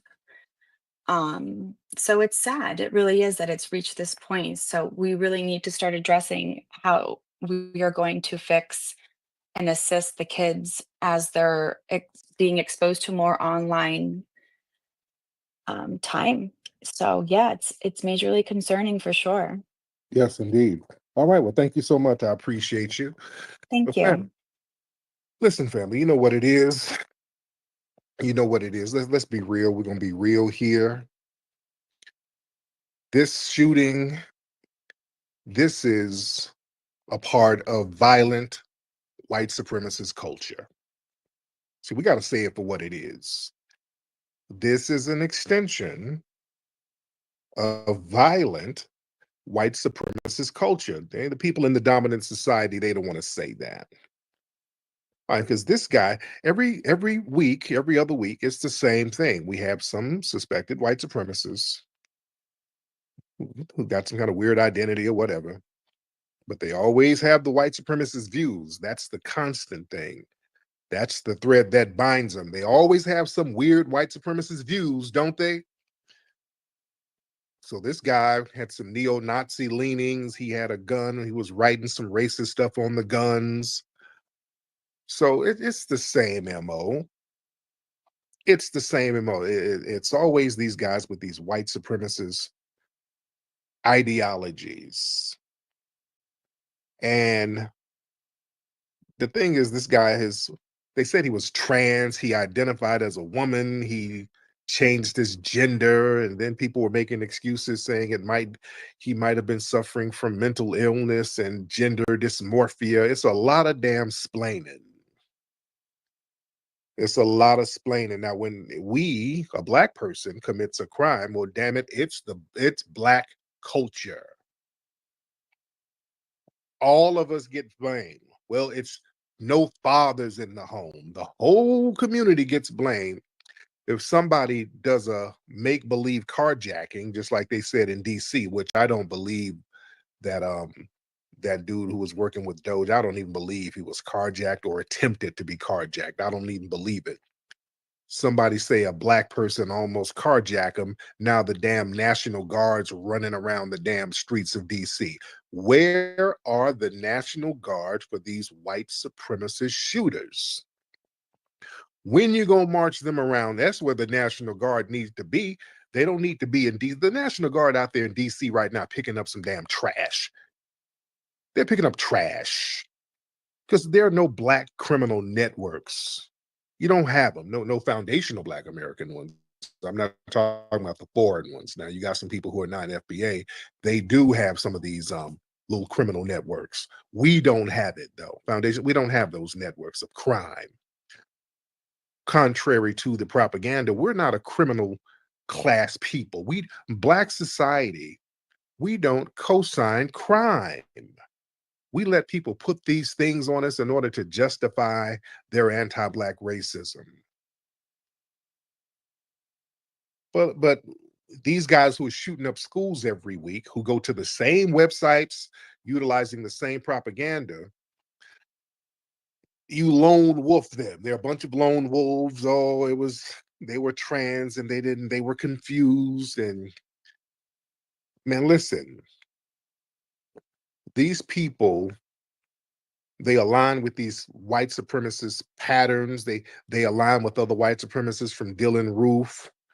that Peyton Gendron out there in Buffalo, white supremacists. Columbine, they were a bunch of damn white supremacists. Say they always, it's the same MO. They leave their writings behind has all types of racial hatred in it. So it's not random, it's ideological terrorism.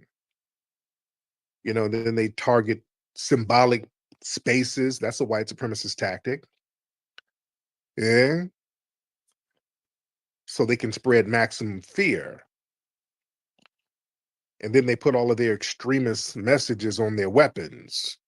You know, that Westman guy who shot up the Catholic school, he has all of these racist extremist inscriptions on his gun. The same dude in Buffalo, the Buffalo dude did the same thing, had all that racist stuff written on his gun. You know? The Christchurch shooter had racist slogans on his guns. These guys have the same, they follow the same cultural script. This is a culture. You understand? Where guns themselves become propaganda tools.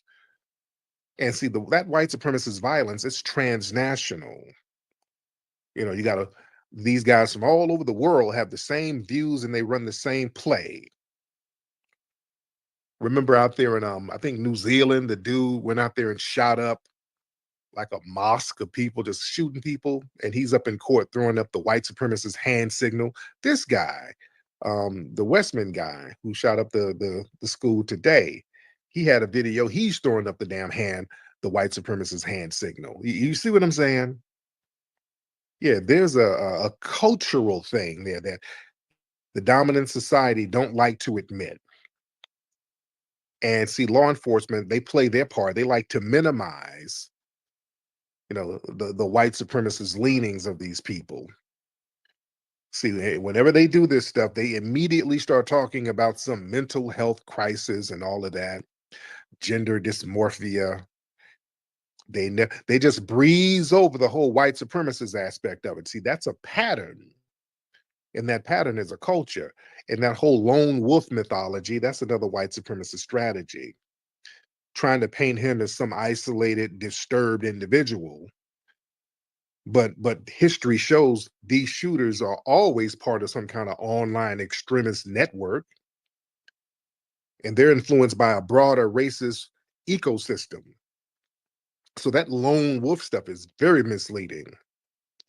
See, that erases the whole white supremacist culture that radicalized these people. You see?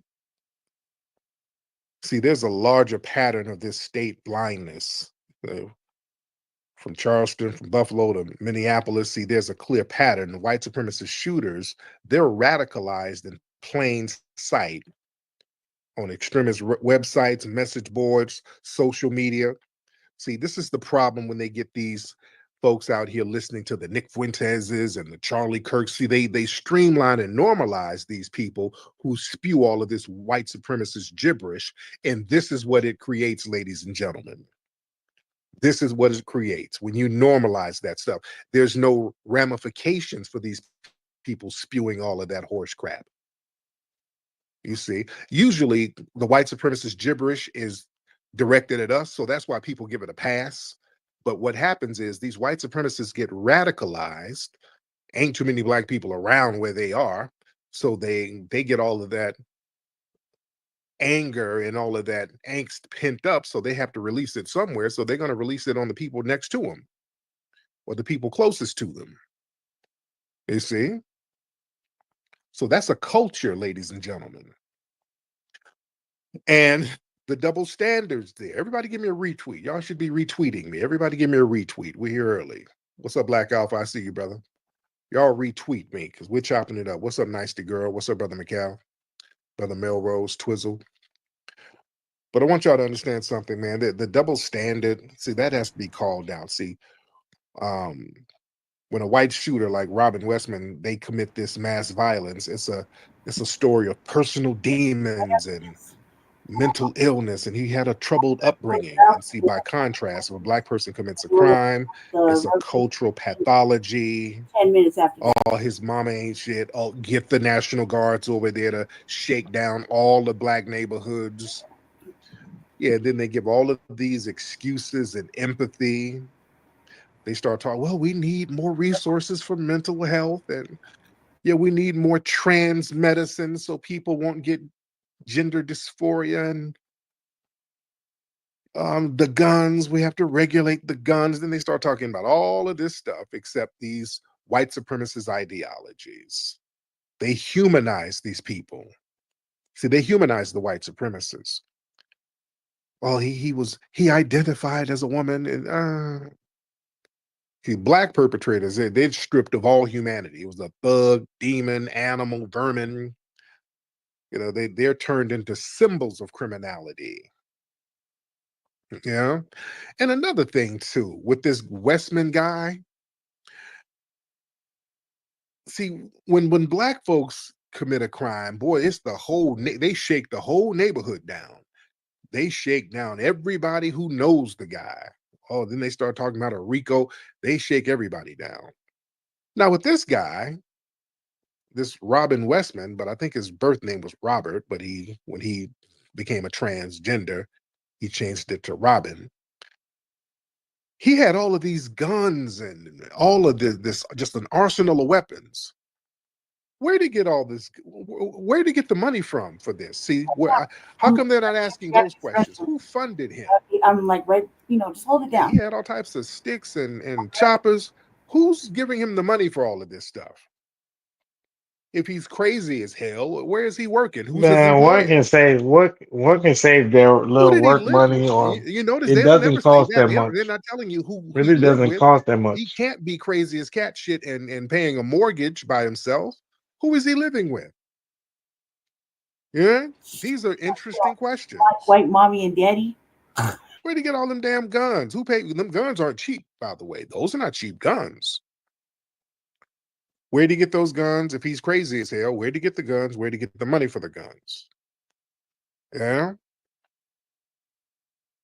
See, they play this game where this is just some random lone wolf. He just kind of popped up out of nowhere. No, somebody is supporting him. He ain't that lone wolf. Somebody was supporting his ass. Who was supporting him? Yeah, let a black It's kid do some shit 500 a like that. gun, You ain't hear it? his grandma be all on TV. They interview everybody in the family.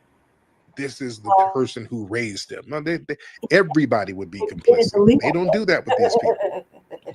Yeah, It's 500 a gun. they always use that mental health thing as a shield for white He violence. 500. So that's You always the can get a primary gun for explanation. 500. You can get a pistol for And way also that cheaper. trans identity thing, that's a convenient distraction. That's a interesting angle because they're focusing on the trans thing, and that ain't got nothing to do with it. Didn't another trans white woman / man or whatever shoot up something in Memphis not too long ago? There was Yep. another person who identified as trans, and then they shot up a church.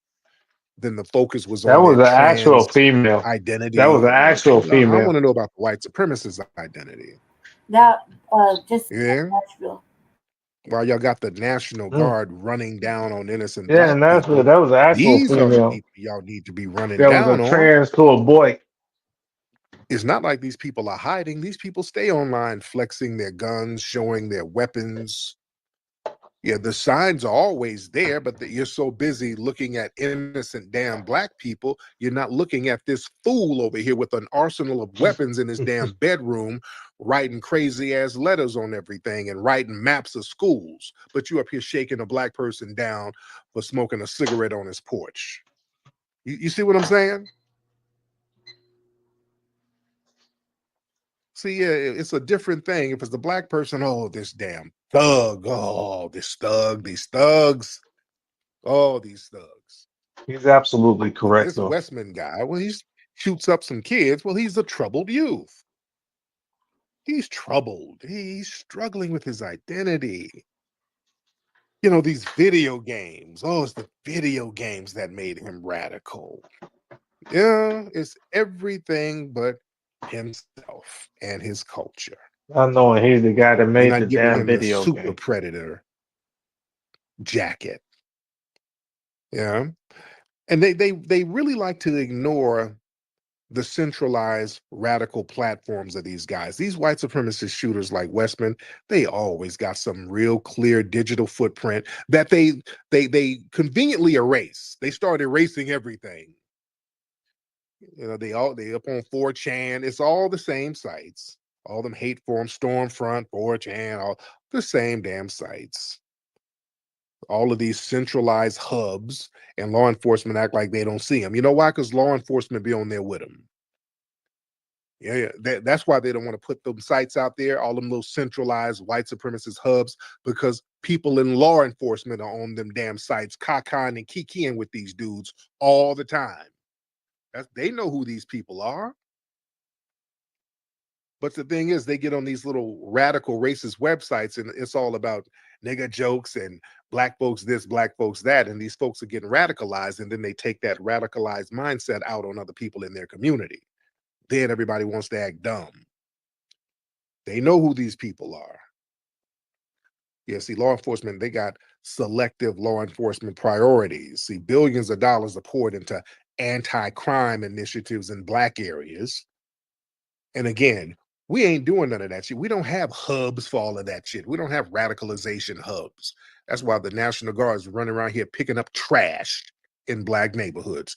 We're spending $1 million+ a day out there in DC alone on them to run out there picking up trash under the guise of them fighting crime. There's no big crime networks. That's all anti-black propaganda. You see? And also those National Guard out there wasting time picking up trash. Hell, we could use them at the borders and at the docks and at the ports, going after That's a what real they're foreign there damn for. threat, They're backing up ICE. They're there instead to of them back being up used ICE. as Really, propaganda and optics to National give the white Guard supremacists cannot a touch mayo rush to American see them citizens. harassing a few black people. The Guard cannot touch Black Americans. We got to They really cannot understand touch the game American out here. citizens. The Guard What's this cannot touch person? us. Boykin? Let's get Boykin in here. Miss Boykin, hop on in. Boykin, hop on in. I'm good, Boykin. How are you? I'm doing well. Listen, I'll be brief and chime in with this horrific situation where another tragedy where you had a white male shooter just going bonkers in a house of worship and murdering innocent people, children included. Yes. This is what I have to say. No mercy for these people because, like you said, they go on these sites, keying up with law enforcement. Law enforcement know these people first name basis. They're protecting them, as we saw with Peyton Gendron. Yes. Okay. And so I just look at this situation. They created this mess. They're going to have to deal with this mess, and they're going to have to pick up the pieces because when you have, the LGBTQ community, this trans everything, those are the people who are out here doing this. And again, like you said, it's selective outrage. And you know what? I feel nothing for these people. Crazy. Thank you. There you go. Thank you. We already told y'all that's Yeah, the crazy. Peyton Grindon guy. Y'all have to remember, and law enforcement and the authorities, they kind of downplay this, but The he shot up legitimate crew. that Did they- store out there in Did they shoot Buffalo. him up? Did they shoot him or did he live? The news initially reported Oh, that he was on he one of sent those little himself to the websites nether realm corresponding with different people, and one of the people he was like the corresponding with cowards was they somebody are. in law enforcement. They don't want to face no He was corresponding consequences, with so they somebody in law send themselves enforcement, and then there. they never said anything else about it. They just left it alone. Like, oh, whoa. Y'all go back and look at some of the stories. He was corresponding with somebody in law enforcement, so he was clicked in with somebody, People. and then they never talked about it again. You see? But there's another element to this thing with this shooter up here in Minnesota. In his manifesto, he had a whole bunch of crazy ass stuff he was writing. Something very interesting. Some of the stuff he was writing in Russian. He was writing a lot of stuff in Russian. Some of it was English words, but it was Russian characters, Russian letters that he was writing in. That's interesting. Why was this guy writing in Russian letters? That's interesting. So now we have to ask some other questions here. Now we got to ask especially some after, questions. Could it especially be after that possible? Ohio Let shit. me put the tinfoil kufi out here. Now, this is just my conjecture, ladies and gentlemen. I'm just, putting my tinfoil kufi on and putting some conspiracies out there. What if, ladies and gentlemen, this guy was some type of Russian asset pulling this type of thing? Yeah, what if this guy was some kind of Russian asset? That's strange. This guy was writing in all of this Russian letters. That's weird. That's weird. Well, it could be some kind of sign of allegiance or some kind of communication with some kind of Russian extremist circles. It could be something. Could this possibly be some kind of Russian strategy of amplifying some kind of extremism in the United States? Because Russia, they have a documented history of fueling United States division through social media and through disinformation campaigns and infiltrating extremist subcultures. So if Russia's goal is to destabilize America internally, them nurturing some kind of lone wolf mass shooters who can spread fear in schools and churches, that kind of fits the mold. Yeah. And this guy overlaps, there's an overlap with neo-Nazi sympathies. Other than This Westman guy, he maybe a few had some neo-Nazi leanings. And there are a lot of neo-Nazi movements over here, and there's coming out of Russia too. There's the Russia Imperial movement. They got all types of little white supremacist groups in Russia. And this Westman guy, he had a website, he had a profile on some kind of Russian social media site. So he's really clicked in with this Russian thing. There's something going on with him in Russia. He was listening to some Russian rap groups and all that. There's something going on with this guy in Russia that they ain't really saying. Now, for intelligence reasons, they might just want to keep quiet on that. They might not want to put that connection out there to scare people. You understand? They understand that foreign nations might have assets over here to do certain deeds to cause terror, so that we will be afraid of these foreign assets. So maybe the U.S. won't amplify that for national security reasons. They're not going to let the propaganda of fear get out there to the public. So they might try to downplay it. But there's something going on with this dude in Russia. Him in Russia, there's something. Yeah, ain't nobody just running around listening to no Russian rappers. And you on a Russian social media site and you writing all this stuff in Russian. Yeah, that's not even practical over here. Where are you going to use that language over here? That's not practical. So something is going on there. There's something. There's nowhere to use it. Yeah. And the thing is, get you a mail order, Brad. Writing these manifestos in these obscure hybrid forms, that's a tactic used by a lot of Russian ultra-nationalist propaganda groups. See, they do these cryptic coded messages meant to signal little messages to subgroups so that it can kind of confuse outsiders. I don't know. It could be a few things. And, just targeting a Catholic school. The shooting could be looked at as a symbolic attack. So targeting a Catholic school in the U.S., it wouldn't make sense. You're taking a strike at a religious and a cultural institution, and that's consistent with the Russian psyops, where you amplify attacks on Western traditions to accelerate chaos. You should. It was hit over. Yeah. Never mind, can't say it out loud. So it's very interesting. But, it's very interesting to see how this thing gonna play out. Shoot up mass. I mean, let me get a couple of calls in here, ladies and gentlemen. Let's get where y'all at? Let's get what's your name? Abidiziz. Pop in Abidiziz. Let's see. What'd you say, sir? I said to you, we shall see how that goes. Okay. Oh man, it sounds like some trolling. All right. Anything else, brother? Abidiziz. Okay, brother, are you over there smoking something? What you up here giving cryptic messages? Are you about to blow something up your damn self? You sound weird. Now we got to look at you. Mm-hmm. I know we got to call ICE on your ass. Okay, because you up here calling up with cryptic messages. So y'all watch him. Watch Aziz. All right. And I don't know where you from, Aziz. I think you might be from the Middle East somewhere. I don't know where you from. But yeah, if you see somebody named Aziz, don't buy no food off of him. All right. He might be trying to poison some baklava out there and sell it to niggas. So be careful out there because he's calling up. We shall see, nigga. We shall see. We shall see what? The hell are you talking about? Like a villain. Oh, goodness. Let me get one more call in here because I'm still going to go on later on this evening. I just wanted to come on early and chop it up. Let me get one more good call, ladies and gentlemen. Let's get one more good one. What's up, Yoshi? I see you, beloved. Y'all raise your hand. Let's get you in here. Raise your hand. Let's get Brian T. What's up, Mr. Brian T? Waiting on Brian T to come through. Brian T, what's happening? Hey, Tariq, thanks for letting me up. Big fan of the show.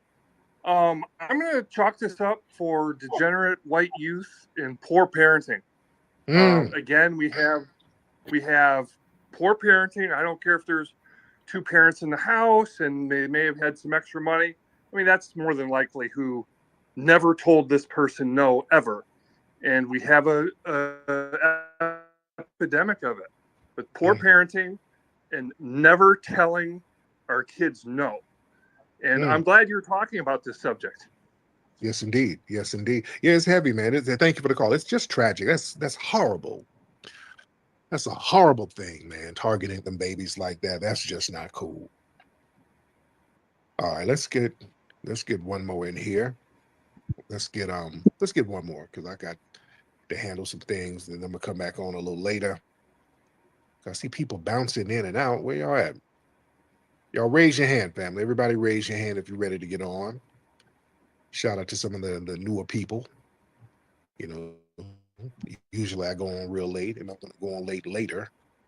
Let's get Savion. Let's get Savion in here. Savion Miller. Mr. Savion. What's up, brother? Hey, Tariq. Yeah, what's up, Savion?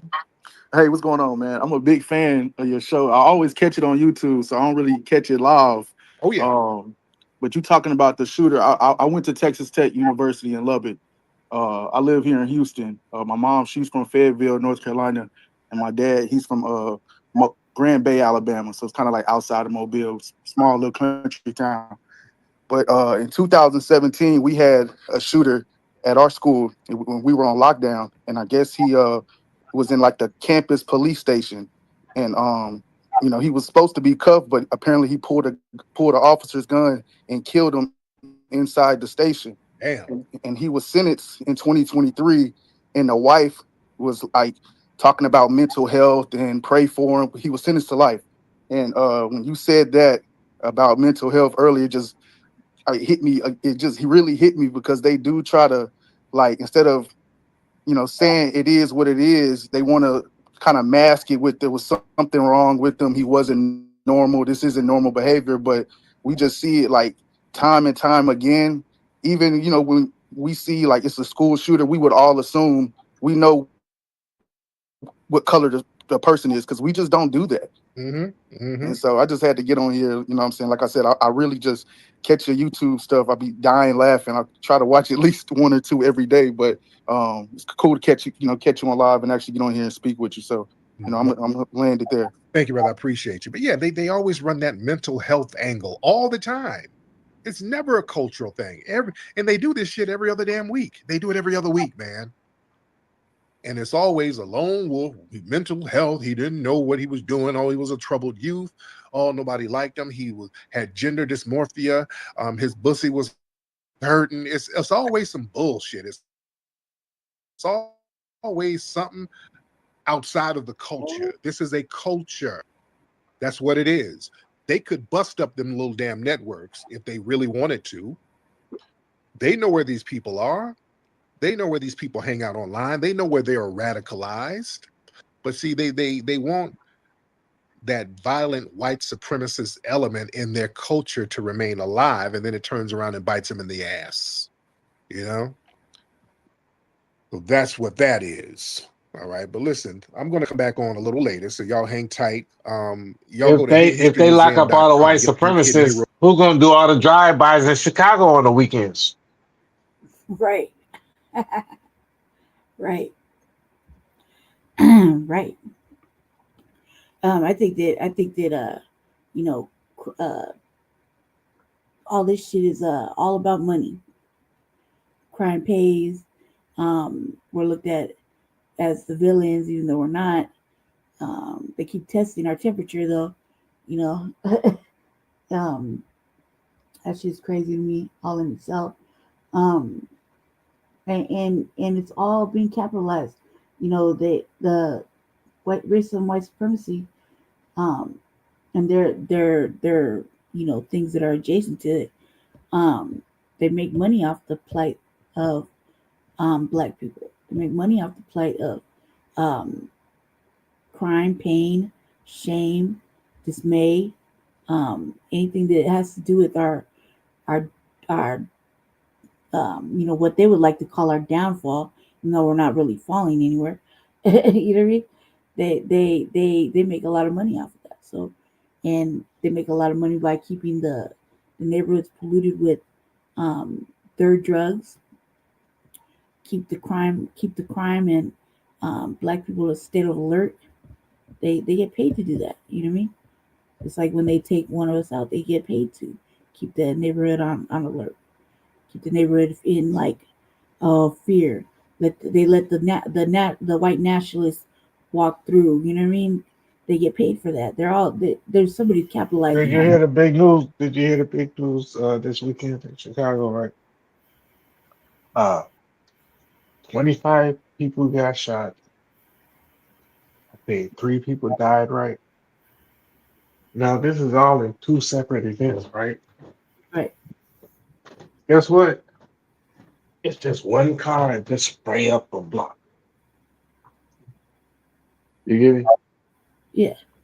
Like I can damn near guarantee you, everybody I know out here in Chicago is just chilling because we know Trump out here arresting the immigrants. Yeah. But the streets breathe. And you know what I'm saying? Yeah. Like what the fuck? Ain't nobody out there putting in the work Right. right now Even like if they're that. stripes to gain, you know what I mean? The days of putting in work. Unless you're an idiot teenager or something. Even then, they don't follow the right protocols. So there are no stripes to gain. This point, you're just looking at No, because if the little idiot teenager does something, yeah, there's protocols in place for that. Right. You know, Right. you making the shit hot. You making the shit hot. You gotta go. Yep. Move to Iowa or Yeah. It gets dirty. I'm gonna end it right here. Right. I'm about to jump over to the RBA. So okay. Look for it to stay. I think just sent it to you. If not, just look for the notification. Just pop on. I'll drop a link. All right. Appreciate y'all having me on. Yeah. I'll jump on the next one. This is Front Line Blacc News. I got to end it right now because Jesse. No, I got you. You don't have to finish that. Yeah. Like I said, as long as I got a shaved Shabaka beard, don't worry about it. Oh man. No, but anyway. What on with that? No, I'll catch you on the next stream. Yeah. Give me like. I'll be in the chat if I'm still up. But I'll be in the chat. I'll be up though. But yeah. Give me 10 minutes. Let me get my queue over there. I gotta end this out and get over it because he has it all on. All right. It's all good. Blacc, stay dangerous, family, and I think join us tomorrow for another episode of Frontline Blacc News. I think it's part 3, where we'll cover the last 2 topics, or 3 topics that Jesse had in his queue, and whatever else he decides he wants to throw up. And I'm just trying to squeeze in the RVA as much as I can while I'm here. So join us over there.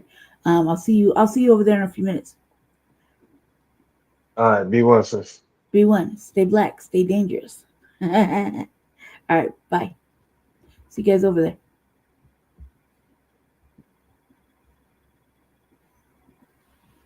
How does it end? End stream.